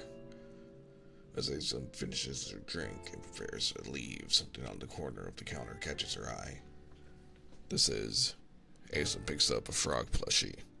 She recalls that it belongs to the customer, who ordered from the corner store's menu earlier today. As she moves to place it in the lost and found, a gift box slips into the plushie's arms.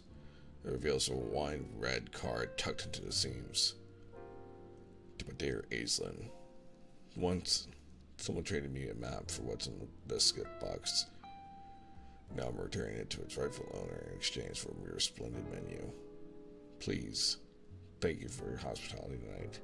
Maybe I'll try to dish you creative just for me next time. Yours truly, Phantom Thief.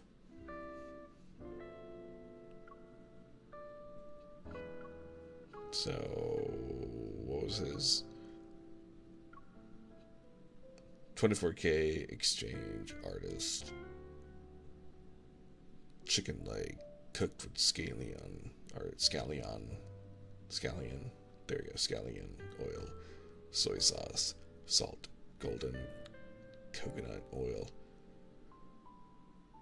sesame oil, shredded ginger, scallions. Comes with a dish for humor. 1246. Description: he's no thief. He's an artist who believes in fair exchange. Dedicated to the unseen Phantom Thief P. Everything has a price. Pain is traded for an equal amount of pain. Joy is exchanged equal amount of joy. But is your happiness truly equal to mine?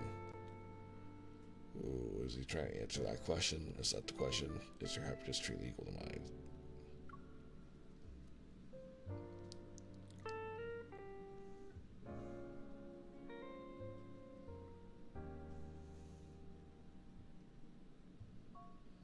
Oh, wait. 1246. Possessing arms deal. Collection. Biological substance. Damn.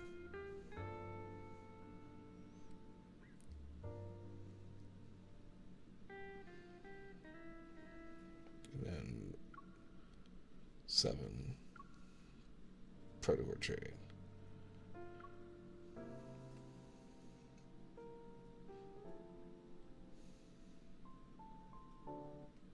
Sorry if my breathing is too loud. I feel like I can hear it. Sorry if I just broke anyone's mirrors.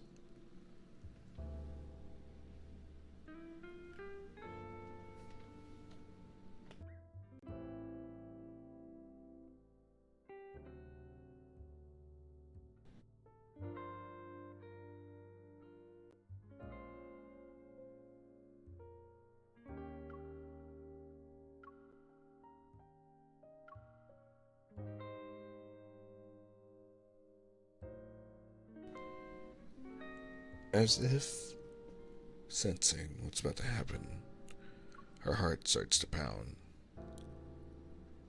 With trembling hands, Aislinn opens the gift box.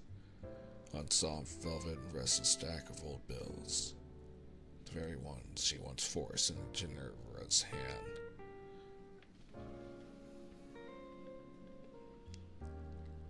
Besides them lies a yellowed slip of paper that reads, Aislinn's protection money.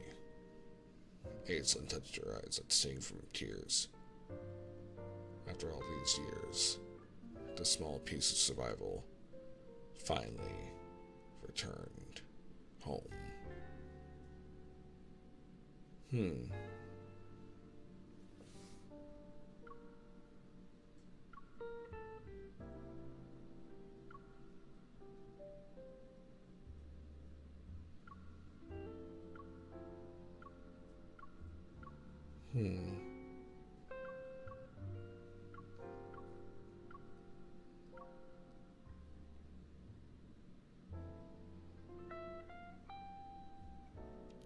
Interesting.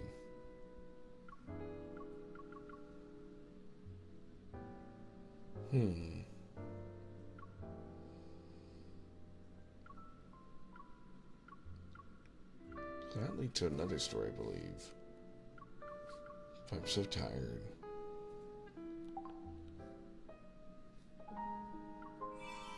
Which I'm sad about. I don't want to be tired. But everyone, thank you so much for hanging out with me tonight. I am very, very, very, very, very, very sleepy. And I do apologize for that. Let's see who's on right now. Who we could rate into. Who can we support tonight? Who's also doing ASMR. I feel very privileged, tonight, being able to call friends like Tama and ask you guys so many questions about the game and, really hang out with all of you.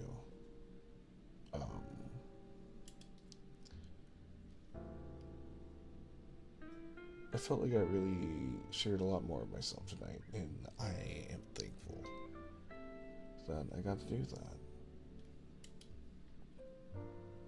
Because you guys, you guys mean a lot to me. And I appreciate all of you. I truly do.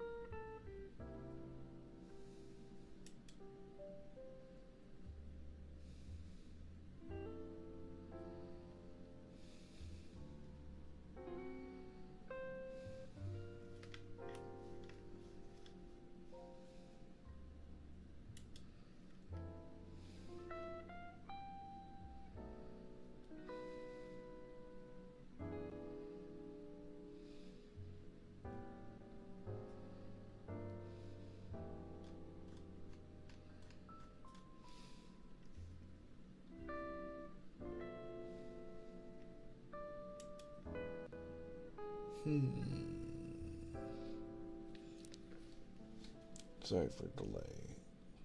I just want to make sure I find someone as cozy as the vibe that we have going on.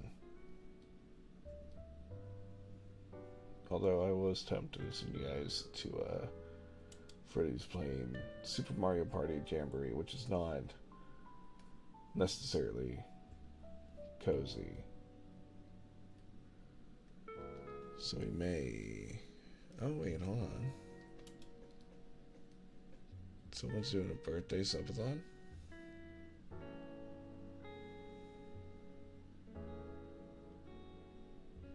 Love and Deepspace?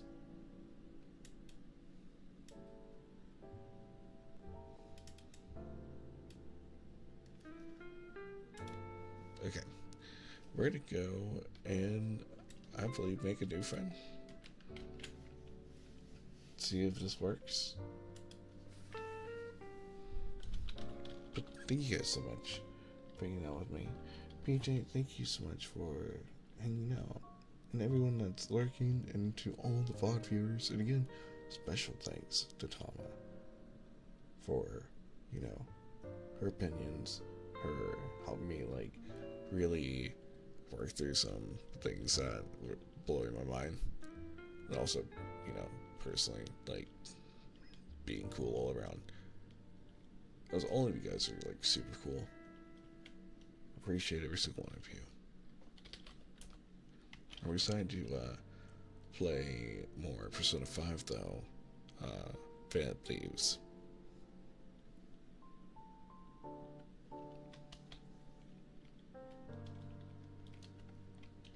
And if you don't have to come out lurk, but if you are a subscriber to the channel, please copy and paste the first raid message. And if you're just hanging out in the Shiny Squad, please copy and paste the second raid message, because subscribing on Twitch is never required. And again, YouTube, have a wonderful night. Thank you for hanging out with us. Stay safe out there. Stay hydrated. And get some good sleep. Good night.